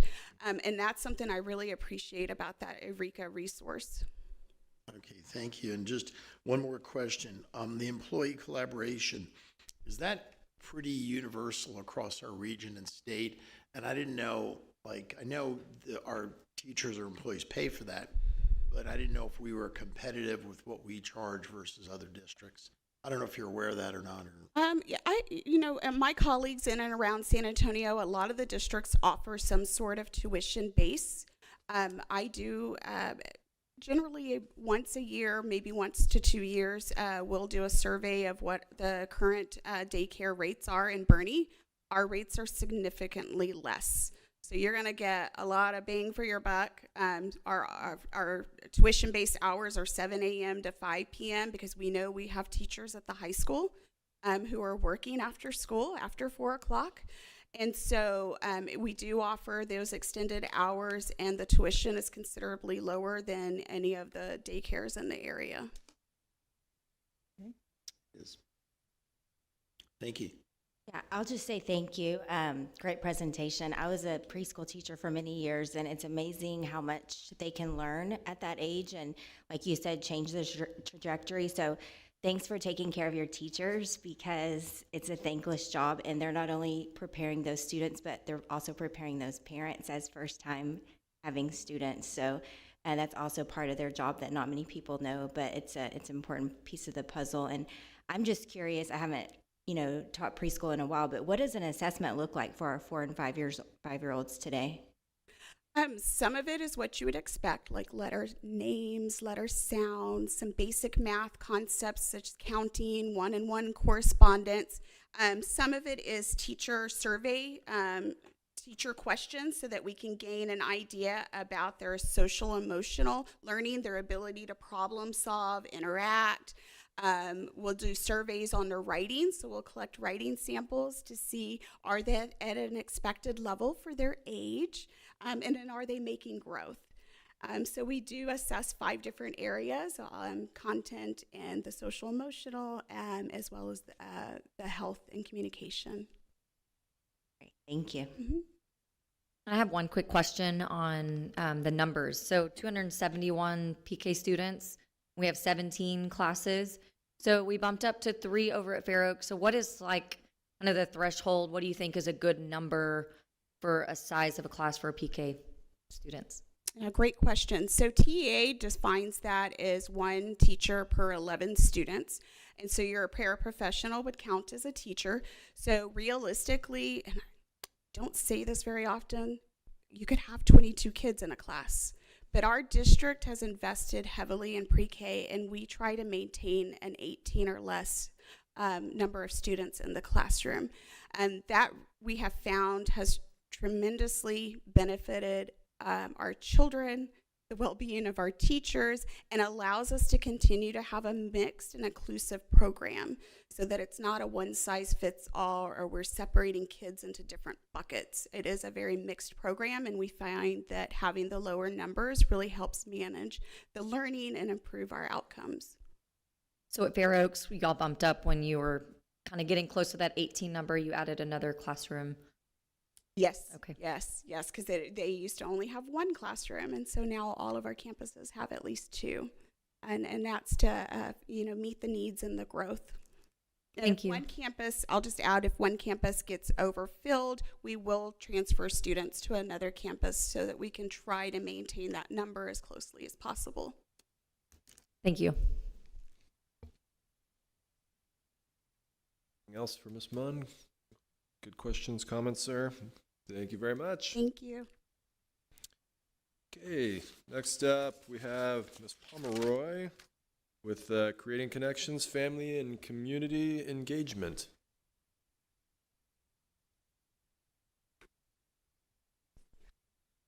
Good evening, Mr. Wilson, Dr. Kraft, board members, and guests. Thank you so much for allowing me to present this evening on how Bernie ISD is creating connections in order to serve our students and their families.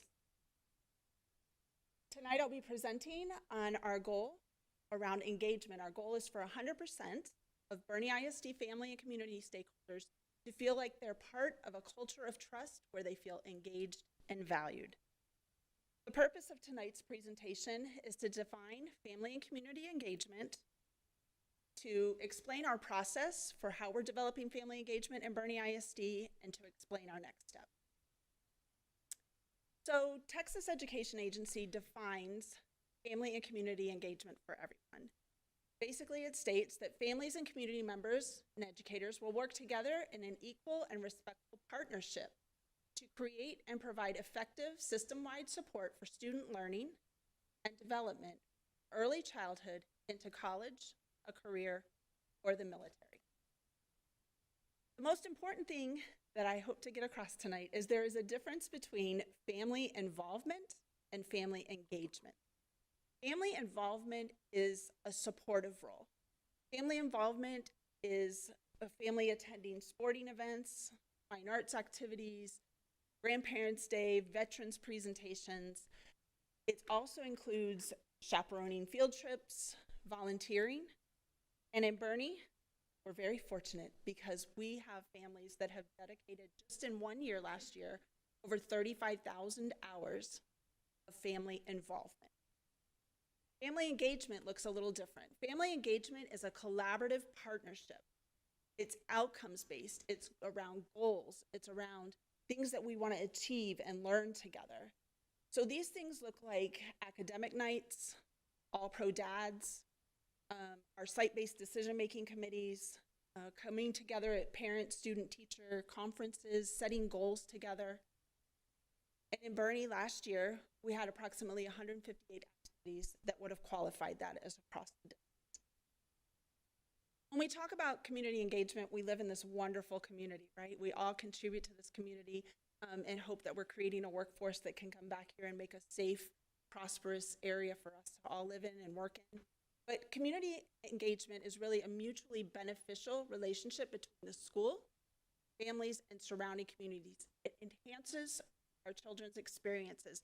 It provides things like work-based practicums and internships.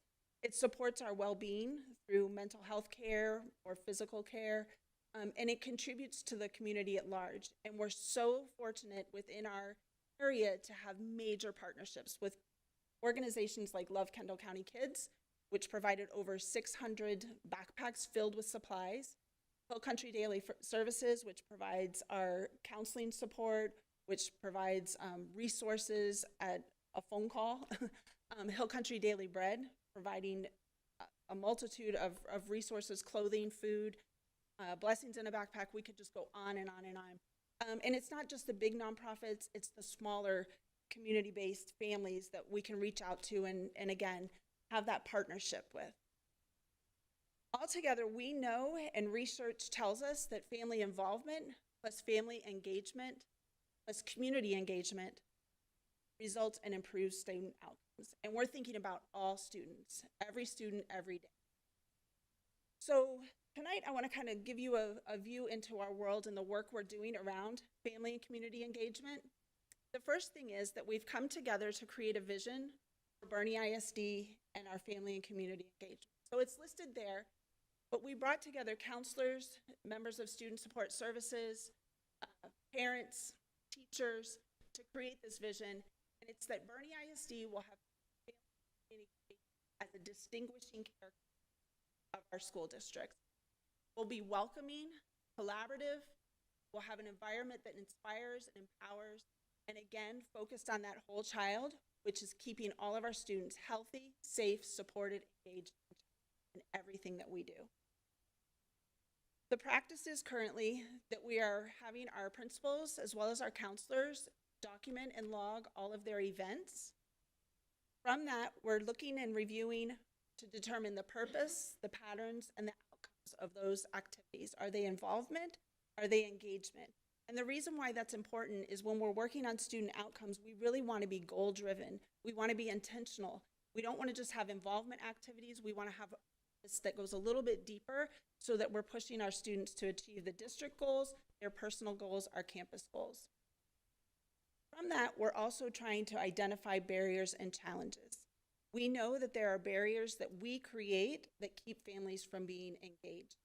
So we're looking at things like, when are these activities, whether they're engagement or involvement activities, when are they offered? What time of day?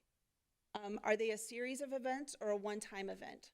Are we offering them in person and virtually? Are we offering them in a language that is, they can integrate and participate in?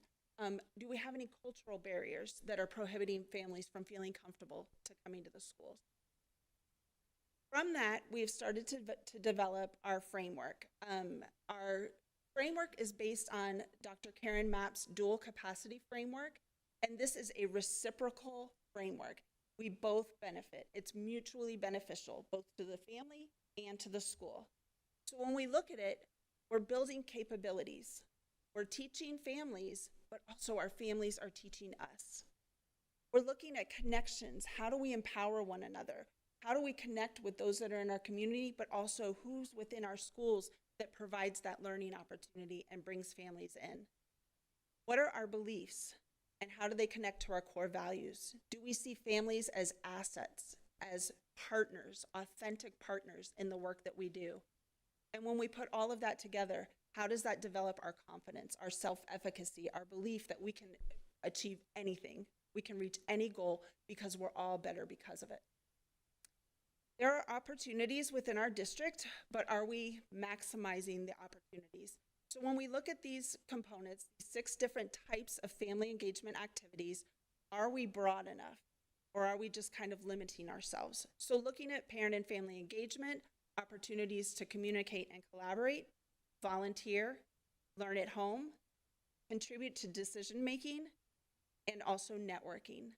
And I'll give you just an example. Learning at home, one of the ways that we can do that is we often expect the families to come to us so that we can model things and we can teach them things at one of our academic nights. But what if we flip the script? And what if we, as educators, perhaps went on Zoom in the evenings and invited families to join, and we read the bedtime story and had the opportunity to model comprehension strategy. So the families are there, they've unwound for the evening, that's learning at home, done differently. What if we flip the script? Instead of having families come to us, we go out to the parks or to their community center within their apartment complex, and offer the learning so that they're not having to come to us when they have limited amounts of time. We go to them. So just different ways of thinking and broadening our opportunities to have families engaged. How will we do this? Well, we're already starting the work, but we need to train, we need to model, and we need to monitor. Our first focus will be on looking at those opportunities and broadening our opportunities, training our teachers and our administrators on what that framework will look like, and then communicating with our families to learn what those barriers are to participation and engagement. And before I turn it over to discussion, this work will be ongoing. This is just kind of the preliminary preview. But one of the things that I hope we come to learn or kind of embrace is that, you know, as educators, we always say, oh, I love students. I love our students. But I think it has to be bigger than that. We have to love the whole ecosystem. We have to love the families, the students, the school system, because that's really when we're better. So thank you, and I will turn it over to any questions.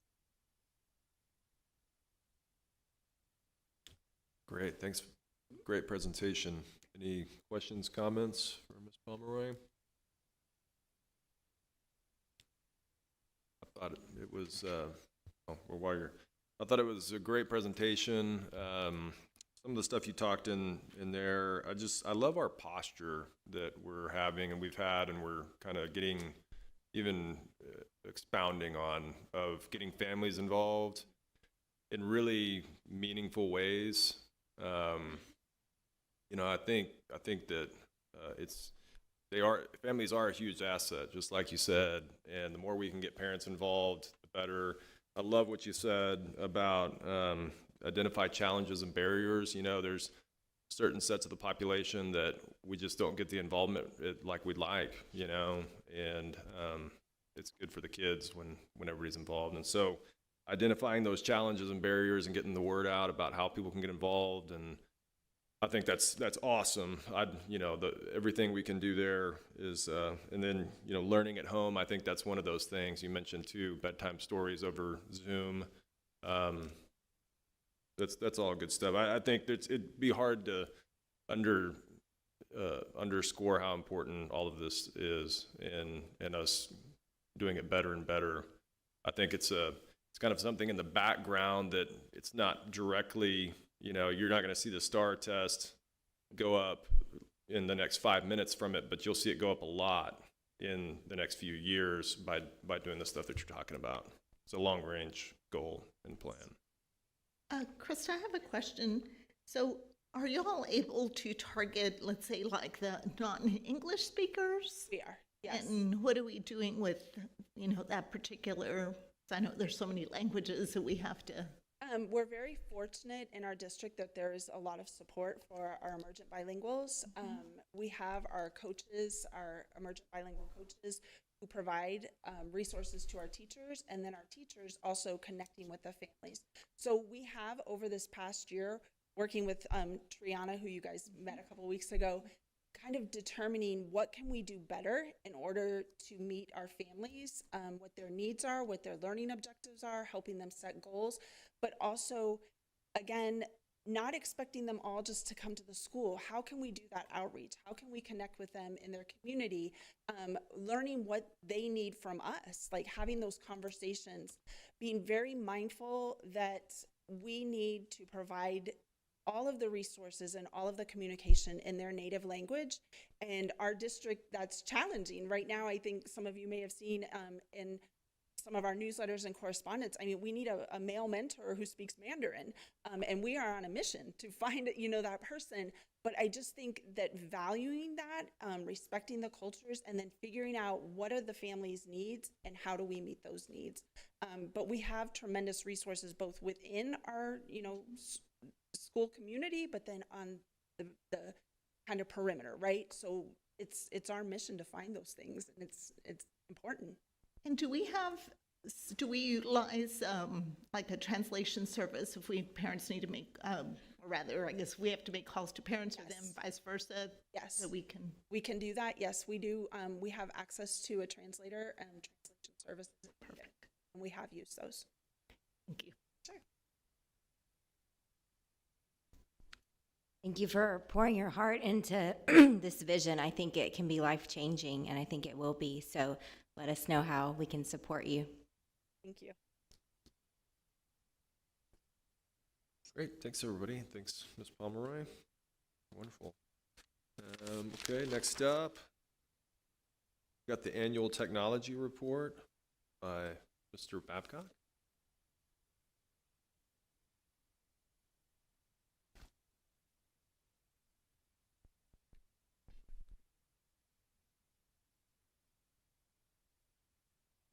Good evening, President Wilson, members of the board, and Dr. Kraft. Tonight I'll be presenting you our annual technology report.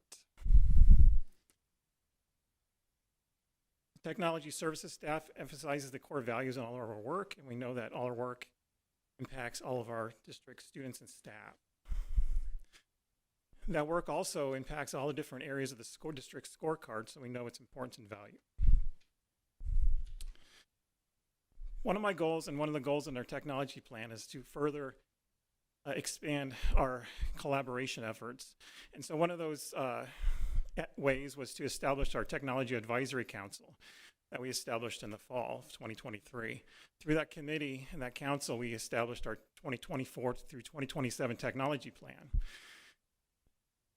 This fall, in 2024, we've utilize that committee to dig further into student, staff, and parent technology training to where we can get some feedback on where that training opportunities need to grow, in addition to digital citizenship opportunities. The content filtering committee is the second opportunity that we had for collaboration efforts, and thank you, Mr. Pipes, for elaborating on that committee. And that really is to gain the perspectives of those stakeholders, including parents, on the district's internet filtering practices. And during that committee, we did consider various requests on Block's website. This slide represents our current student and staff technology inventory for all of our devices. It shows the various refresh ages. If you look at the column that states age to date, that is the number of devices in our district that have reached or slightly beyond that recommended refresh age that we established during our technology planning process. And for mobile devices and desktops, that's about 4 to 5 years. And smart boards, that's about 7 to 10 years old. So we projected those replacement schedules out based on those refresh age ranges for the next several years. And you can see those quantities of devices in those columns there. Digital citizenship is using technology responsibly to learn, create, and participate in the digital world. One of our goals in our technology plan is to further expand our digital citizenship efforts in our district.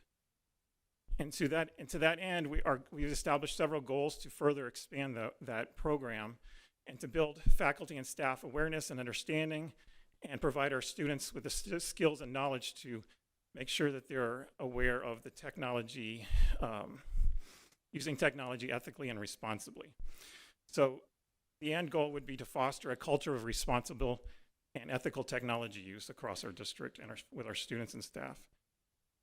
The actions that we've outlined include this past October's Digital Citizenship Week, where we provided classroom activities for our district's teachers to present to our students.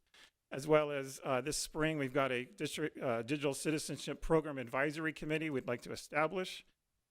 Followed by that by continuing the effort to expand training for our staff as required training throughout the next year to further expand their skill set to be able to provide that support for our classrooms on digital citizenship. Our organization, Bernie ISD, just like any other organization that, across the world really, has to have a priority on data security and cybersecurity. The image on the left shows the NIST cybersecurity framework, which is a framework that we follow that helps us guide and compare ourselves against as we implement our cybersecurity practices. To help with that effort, we perform various cybersecurity reviews, including security review through the Centers for Internet Security, as a nationwide cybersecurity review, as well as we work with Education Service Center Region 20 for other cybersecurity work, including network scans, and we have monthly meetings with them as well. We have partnerships with local, state, and national partners that provide us with threat intelligence briefs, as well as information sharing, training, and other services as well. This year, we were able to utilize a TEA grant for $48,000 that helped us reduce the cost of managed security services for our district devices. We continue to provide training for our staff. One of the priorities is addressing phishing, which is when an actor sends out a fake email to try to trick you into clicking on it to gain access to secured resources. So we provide phishing simulations to our staff and additional training to help reduce that threat.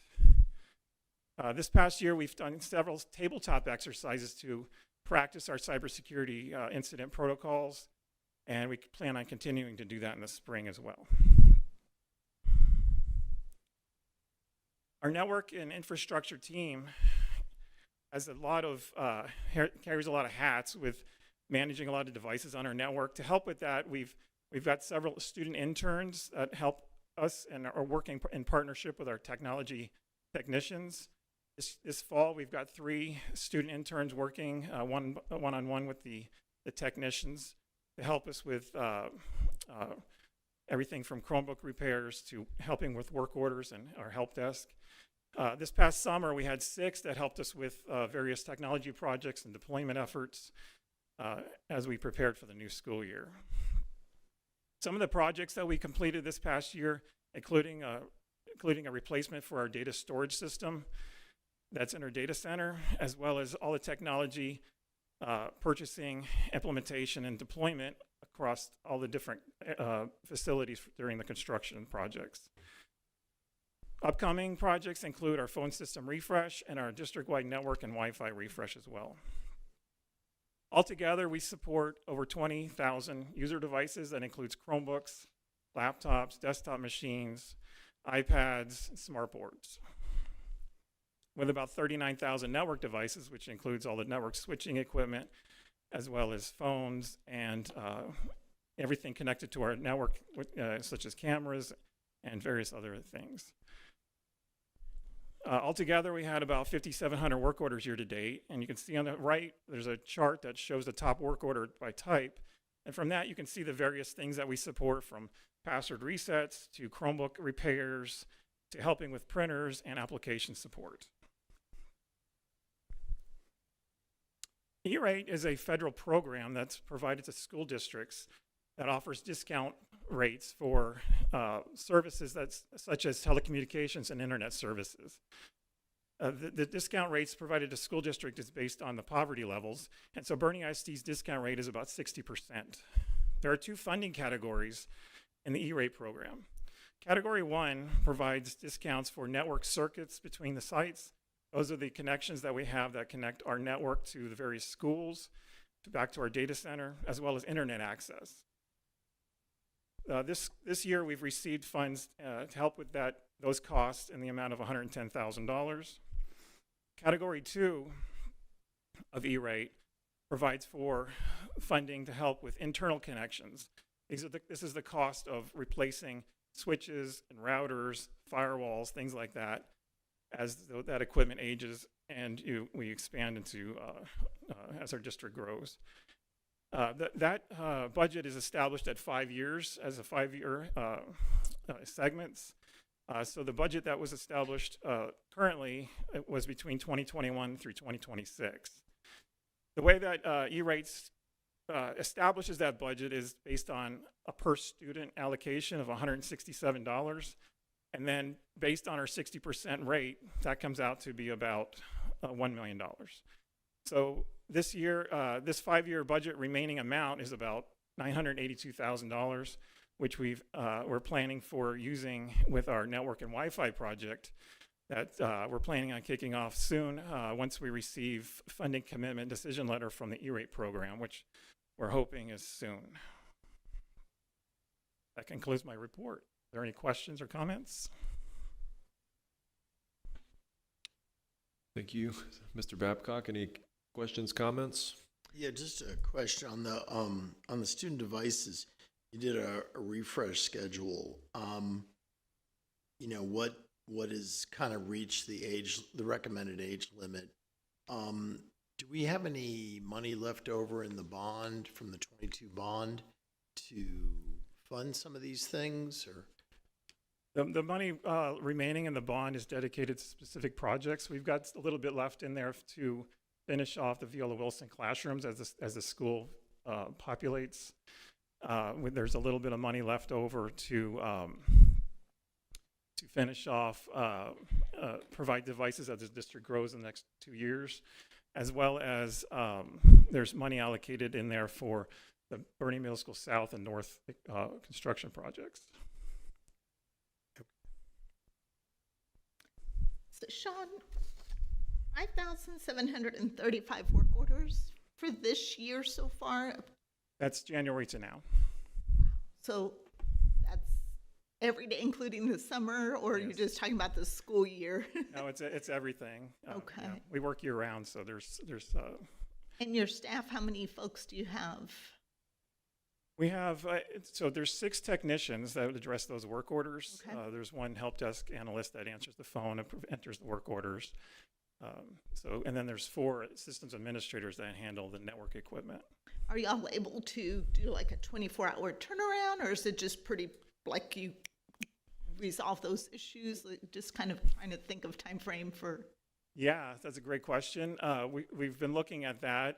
At the beginning of the year, you know, the time to close a work order expands because everybody's coming back, you know, turning things on, and needs additional support during that period. Our goal is to try to get it down to about 3 days or less to close a work order, but right now the average is about 4 to 5 days. Okay. So we're working on trying to reduce that. Okay. One of the ways is we're trying to reduce that with like Chromebook repairs is we've ordered parts ahead of time to try to have the parts on hand so we can quickly turn around repairs on Chromebooks. Okay, thank you. So you just teed off one of my questions. So when we look at that pie chart and it says Chromebook repair needed, what does that mean? So that could be everything from missing keys. It could be cracked screens. It could be, you know, the Chromebook was dropped. It could be batteries needed to be replaced. Those kind of things. So, okay. And Rich, I'm going to kind of tag on something that you were asking about when we look at the device refresh schedule. So I think some of it was in the 22 bond. I think we did quite a bit of this during COVID as well, if I remember correctly, because we had to provide a lot of devices to students at home. From a legislative advocacy standpoint, you know, we used to get funding for textbooks that don't have textbooks anymore. Is there an IT supplement of any kind in the funding formula that could be advocated for to supplement student funding? Just thinking out loud. Yeah, I'm wondering, are you talking about from the permanent school fund? Would that fund some of this? Do you know, Dr. Kraft? Well, I'm thinking of the instructional materials allotment. It may have a new name, but that is really for instructional materials and not necessarily to buy a device. Think of what would go on the device as the instructional software. I think there's an opportunity there to advocate. I don't know what it looks like yet, but it's got to be a way to do it. And traditionally, we've had to do devices in bonds because we don't have the operating funds to do that. Not that we finance them for very long, they're very short term, but if we could figure out a way, are we spending more on repairs than we would be replacements? That's something we have to watch carefully because, you know, as a device ages, is it worth to replace the device versus repair the device? And, you know, we've got some Chromebooks that are 6+ years old. And so it might not be worth replacing that. So it's definitely something we're watching and we have to weigh in. Those are the ones that are getting dropped on purpose. Yeah.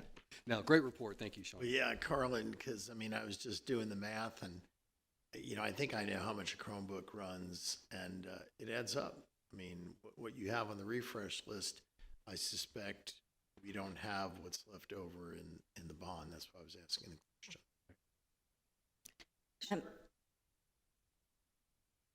Mr. President? No, ma'am, sorry. I have a couple of questions. First of all, how are we doing on smart boards? Do we have one in every classroom at every campus? Because we have smart boards in all the classrooms. Some of those are older, as you can see on that chart. And a lot of them were purchased through the bond of 2022. And so the majority of them that are out there are the newer ones, but there are some older ones. Okay, and you mentioned the technology allotted for the additional wings at North. So what's going to happen with that funding now that that's no longer in the works? That's up for discussion, and we can further discuss that. So we're bringing a bond update in the next few months to you. So we can discuss that then. Thank you. I had one thought. I love how you're empowering students to perhaps be interns. I think that's great. So is there an application process that you make them go through, or how does that happen? For the internships, we work through our CTE department to identify students who would be interested. And so they help us with that, and they, we tell them what we're looking for and the kind of work they'll be doing, and those students who are interested, we look at that. That's great. Thank you. And it's a great program. Courtney, one of my sons went through and did his practicum his senior year in the IT department. Came out of there with Cisco certification, all kinds of stuff. It was a great process. So Work-based learning at hand here. Yeah. Anything else? And so, speaking of, and then of course we had a conversation earlier, or not a conversation, but I guess we had parents asking about it. Are you involved in your team with helping our PTech? Are y'all doing anything in regards to being maybe speakers, or I don't know, in any capacity? We'd be open to be speakers. I've got a background in cybersecurity, so does our cybersecurity director, so we definitely have some knowledge there that we would love to share. We're working directly with our teaching and learning department, our CTE department, on making sure that the program is set up, the network connections and things the way they need it. So that work is underway. Thank you. And also our district technology advisory committee, I think I got that right. A number of our PTech cyber students are on that committee, and they bring a great perspective. They're great to share needs and ideas. Thank you, Mr. Babcock. And also, for any questions, feel free to, we can field things after the meeting, and feel free to, we've got an email, and we can, feel free to contact the district. Okay, next up we have the mid-year compensation proposal. So Dr. Kraft, would you like to start off? All right, I will start that off, and I'm going to ask Jill and Wes to join me at the podium. And so one thing that very much impresses me about this board is how financially in tune you are. Every month, Mr. Scott brings financial updates to the board. You are very informed and ask really good questions. And so tonight, because of conversations and feedback I've been hearing, we wanted to bring forward a proposal, and really around the lens of retaining staff at every level across our organization. We're going to share context, share factors, and consider some proposals for doing some mid-year adjustments. So, compensation is complex. We spent a lot of time this summer. Actually, our budget meetings began in February, and we had meetings once a month at least. And we were always exploring what could we do, how much could we do for compensation, because this board wants to give as much as we can. And you'll remember those long conversations. And this is because the state has not acted with funding public schools. This is what we could afford in May and June when we were having all of those conversations. So on the left, that is the compensation plan from the summer. And mid-September, we brought you data. And one thing I'm teaching the system and sharing with all of you is that we will make decisions based on data. And so I brought you information about transportation and how short we were in bus drivers, and how many bus drivers turned down positions because of pay. And I also shared with you how we were looking for efficiencies in our budget, and we were starting with contracts in the area of special education. And so we brought forward the data, and we brought forward a proposal, and I want to thank you for your support. At that meeting in September, you approved a $3 an hour increase for bus drivers and fleet mechanics that have a CDL. And that has been a miracle because we have had tremendous outcomes with staffing our bus driving force. You also approved a $7,000 stipend for highly specialized roles in special education, and that will be a fantastic recruiting tool, and I thank you very much for that. And when I think about Mr. Scott and his practice and what he's trained us to do and understand how we approach budgeting, we underestimate revenues and we overestimate expenditures. So the proposal I brought you in September is strategic and intentional, and I'm bringing you another proposal tonight that is strategic and intentional based on data beyond just the numbers from Mr. Scott. And so I want to share some current context with you. So now we're going to look at our employee retention of hourly positions. Since July, we have had 42 resignations. Since September, 10 of 22 teacher assistant officers were declined based on pay. And today, we have 54 vacancies in our hourly staff.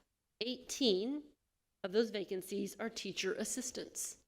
So if we could fill just those 18 alone, imagine the impact that we will have across all of our schools. So that's one bucket. That's one piece of data that's hot off the press. The second piece of data in the middle, I want to share with you about contracted services now in the area of custodial services. We are examining all of our contracts for efficiency. And we have been hearing feedback from our campuses, from our leaders, that even the contracting service we are working with has a hard time filling the position. And so we have noticed concerns with what was being delivered. And so we gave that vendor notice of termination, gave them a 90-day notice. And in partnering with that, our maintenance team with Mr. Stahl and our HR team with Ms. Rhodes-Pruin, we have been going to a number of job fairs, and not just teacher job fairs, but workforce job fairs. And we are getting our name out there, and we are recruiting. We are recruiting hourly staff, and those connections that we're making has resulted in an applicant pool of folks that we know are interested in working in Boerne. But we also know our track record in offering positions. It's hard to attract when we are not paying the highest. So that's the second bucket. The third bucket of new context is really around our staff survey. So we had double the response rate from our staff, and really a theme that's emerging is that compensation does remain top of mind for all of our employees. So I really wanted you to have those three pieces of information beyond just the financial reports that Mr. Scott provides. And again, to share with the system and with you that we're going to make decisions informed by data. So here you can see our starting pay rates. Look at our regional data. Boerne is marked there in purple, and you can see starting assistant teacher pay and custodian starting pay, we're in the bottom quartile. So we have a proposal to bring to you. We've really been exploring many scenarios.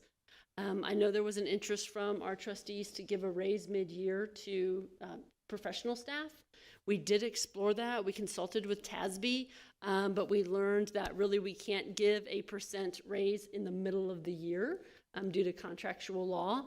And so Jill can share more about that, but we did explore that route, but very quickly we learned from TASB that's not an option for us.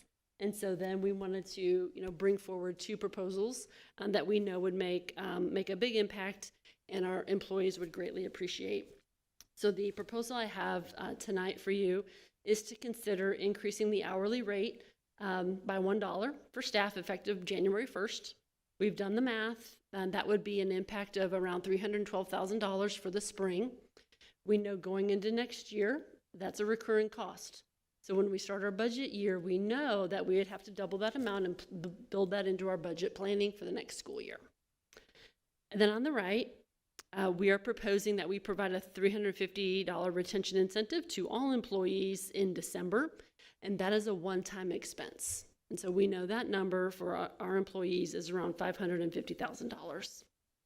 It does not apply to substitutes, temporary employees, or contract employees. And if I can go back to the first item, we did give a very generous raise to our bus drivers, and so that group would not be included in this pay increase. So if we consider hourly staff, if you look at what $1 an hour could do, it could take us from the bottom quartile up to the middle of the pack. And we know our employees would greatly appreciate that. You know, I've heard that we have lost hourly employees to other opportunities around town and in the greater San Antonio area. And so we are always competing. We're competing for teachers. We're competing for the best principals. We're competing for the best custodians and teacher assistants. Like, we're competing for every role, and we always want to be competitive.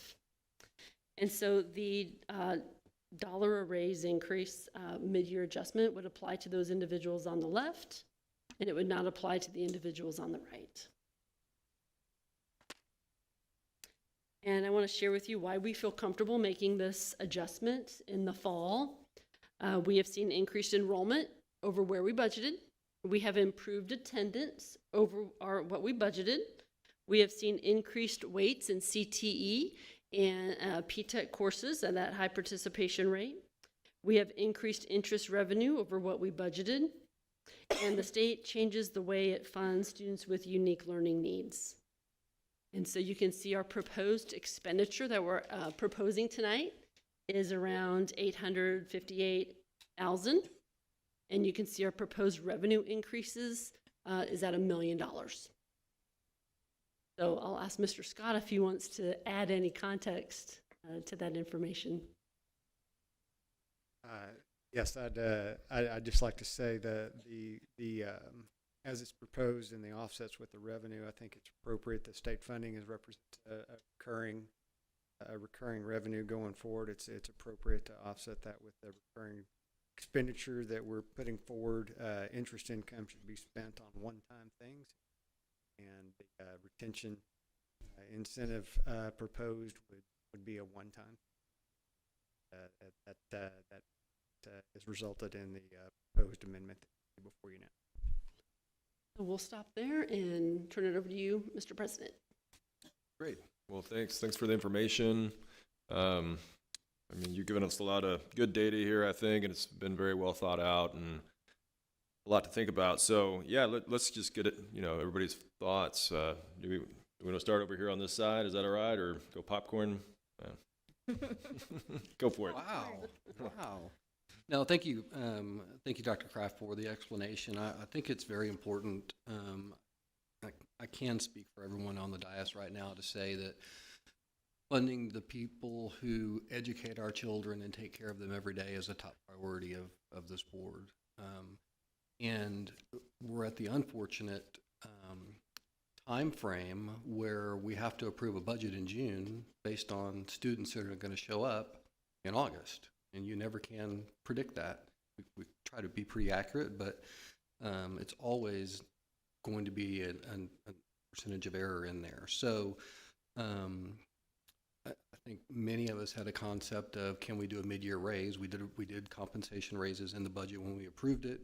Can we, now that we know what our snapshot looks like, number of students attending, do a percentage? And we found out that legally we can't. So it has kind of become a practice that we've done this retention incentive, but it's not a great way to do it, quite frankly. It doesn't get counted into TRS for retirement purposes. So we want to, each and every year, do everything we can to budget the appropriate salary increases, which is all more reason why we're very active in advocacy at the state level. We have to get state help and proper funding for our school district and school district across the state. A retention incentive should not be relied upon every year by our employees. But unfortunately, when you do that, that does become a reliance and kind of an expectation. We can't continue and can't do what we've done in the past. I don't think we can. But I think consistently what we as trustees and what Dr. Kraft and what our principals here is, we need help in the classroom. And so if we can't provide a salary increase for the teachers themselves, if there's a way that we can support them in the classroom and get the support hired in the way of teaching assistants, I think it makes a huge impact in the classroom. So I like what's proposed. I think we can probably have some discussion on what the amount should be in dollars and incentive retention incentive, what the dollar per hour looks like.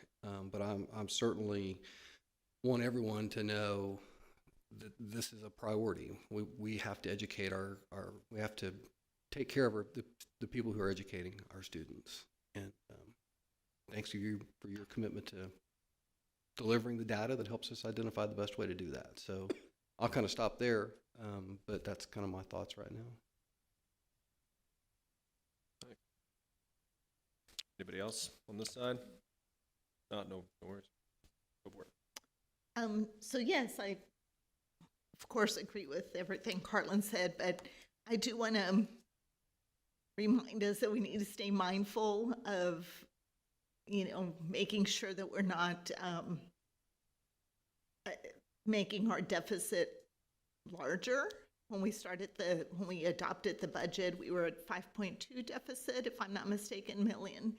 We've gotten that down to about 2.8, 2.4, 2.6.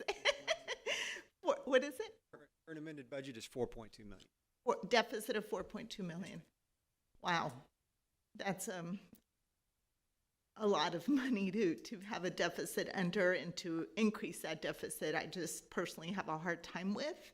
I was here since 2013, and I recall, having to make a lot of adjustments. For example, one that comes to mind just off the top of my head is we couldn't afford an art teacher at every campus, so we had to share art teachers running from campus to campus trying to get, so things like that just don't bode well for the district. And so I just want to make sure that as a board, we're not hindering what our future boards are going to be dealing with budget-wise, and making sure that we're cognizant of our decisions impacting the future. So just want to voice my opinion in regards to any deficit increases. While definitely I feel I would, personally, I'd love to pay everybody a lot more, but we also have to remember what our budget is, and just like at home, having to manage, make do with what we have. I think that's important for us as a business, if you will, with educating our children, that we're also mindful of that. So just my comments on. And I agree with that sentiment. I think our budget restraints, or what we are dealing with as far as a deficit, is a commonality upon this in the state, where we're about 80% of all districts are running a deficit budget. And not to say that that's, everyone's doing a great job, but it's a commonality because it needs to be adjusted at the legislative level. And I think we have a very committed board here that wants to be involved in changing that and making sure that teachers are paid what they should be paid. And we all kind of feel, I think, and I don't want to speak out of turn, but giving a mid-year change or, some type of compensation is not the right way. We want to see that in their retirement. We want to see it in the proper way to fund teachers. And I think you have a lot of people here, if our budget, circumstances changes, that will be one of the first things to be addressed. I wanted to bring, though, the number that scares me whenever we look at 42 resignations and 54 vacancies on the hourly. And I'm looking, if that trend continues, which I doubt it will, but that would be 96 hourly employees out of our district by the end of the year. And that impact is one I don't think we can really withstand. So on the hourly side, I think we need to make adjustments. I think if everyone here living in Bernie and seeing what that employment looks like here, we're well below what that kind of standard employment is, and that's something we need to address. I think we need to address it today, but I also feel that we'll probably address it moving into next year budget as well to get that more in line with what's competitive and honestly what they deserve. Yeah, I'll go ahead and go as well here. I think that data, the one that gets me is, right now we're, as Dr. Kraft said, we're right there in that kind of bottom quartile on the hourly wages. Just anecdotally, and I think we all know this, whether you've really researched it or not, the cost of living here in Bernie is just higher than most of the San Antonio area. And so for our hourly wage folks that are, as this data is showing, paid and compensated towards the bottom of all the school districts around us, but yet they're having to pay, I would say a higher price to live here or to drive in from San Antonio or from wherever they're coming in from. Anecdotally, if you look at single family homes in San Antonio versus Bernie, you can take the exact same house in Bernie versus, say, the west side of San Antonio or the south side, and it's probably $50,000 to $80,000 more here in Bernie than it is, in San Antonio in many places.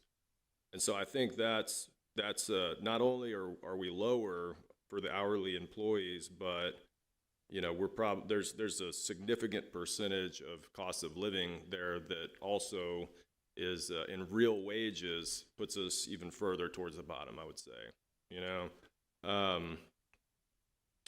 And as far as to kind of piggyback on what Carlin was saying on the retention bonus, yeah, we would love to just give everybody a raise, and we did the research that said we need to do that towards the start of the fiscal year.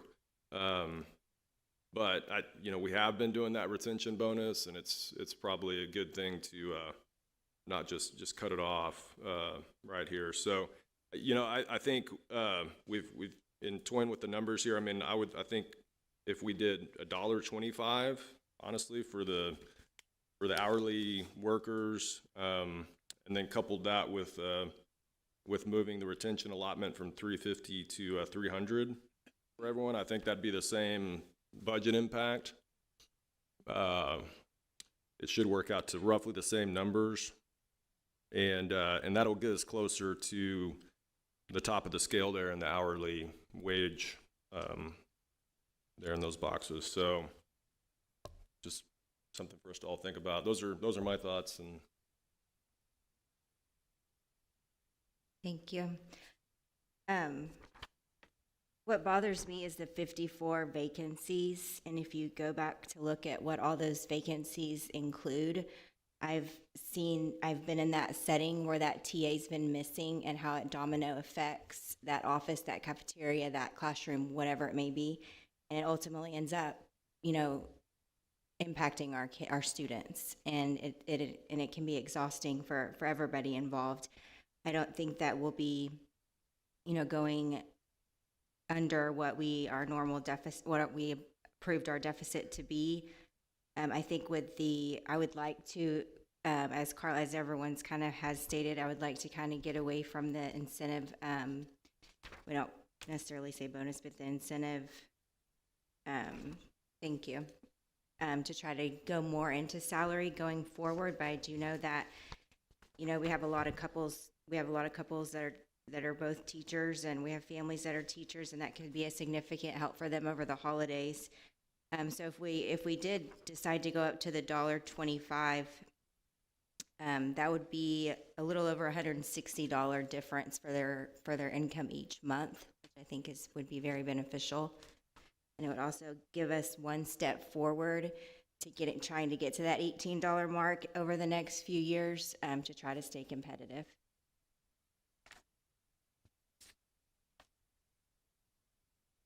I'm in agreement, definitely on the resignations, and as our school district continues to grow and class sizes increase. This is where I really think it would be helpful to have those teacher assistants to be able to be available for the classes that become larger. I wish we could do a mid-year raise, but as of learning that it's contractually, we're unable to do that. I think there's a story that we need to tell these teachers, how much we value them, and that although we would love to give a raise mid-year, we're unable to do so, but that we want to honor them. And as much as I feel like the expert in the room, just crunching numbers, what you feel is best practice for kind of the situation at hand with the deficit. Obviously, want to be wise with the money. We also want to make sure that we honor our teachers the best that we can, with expecting maybe the deficit not to be quite as large at the end of the fiscal year. So that is my opinion, is to increase to 125 and then lower the retention incentive, thank you, to the 300. Okay, thank you, Courtney. You know, just a few thoughts. I appreciate the conservative approach towards underestimating revenues and being safe on the expenditure side. I mean, I think that's just good budgeting practice. Over the past decade, we've seen our fund balance grow from an inadequate less than 2 months reserve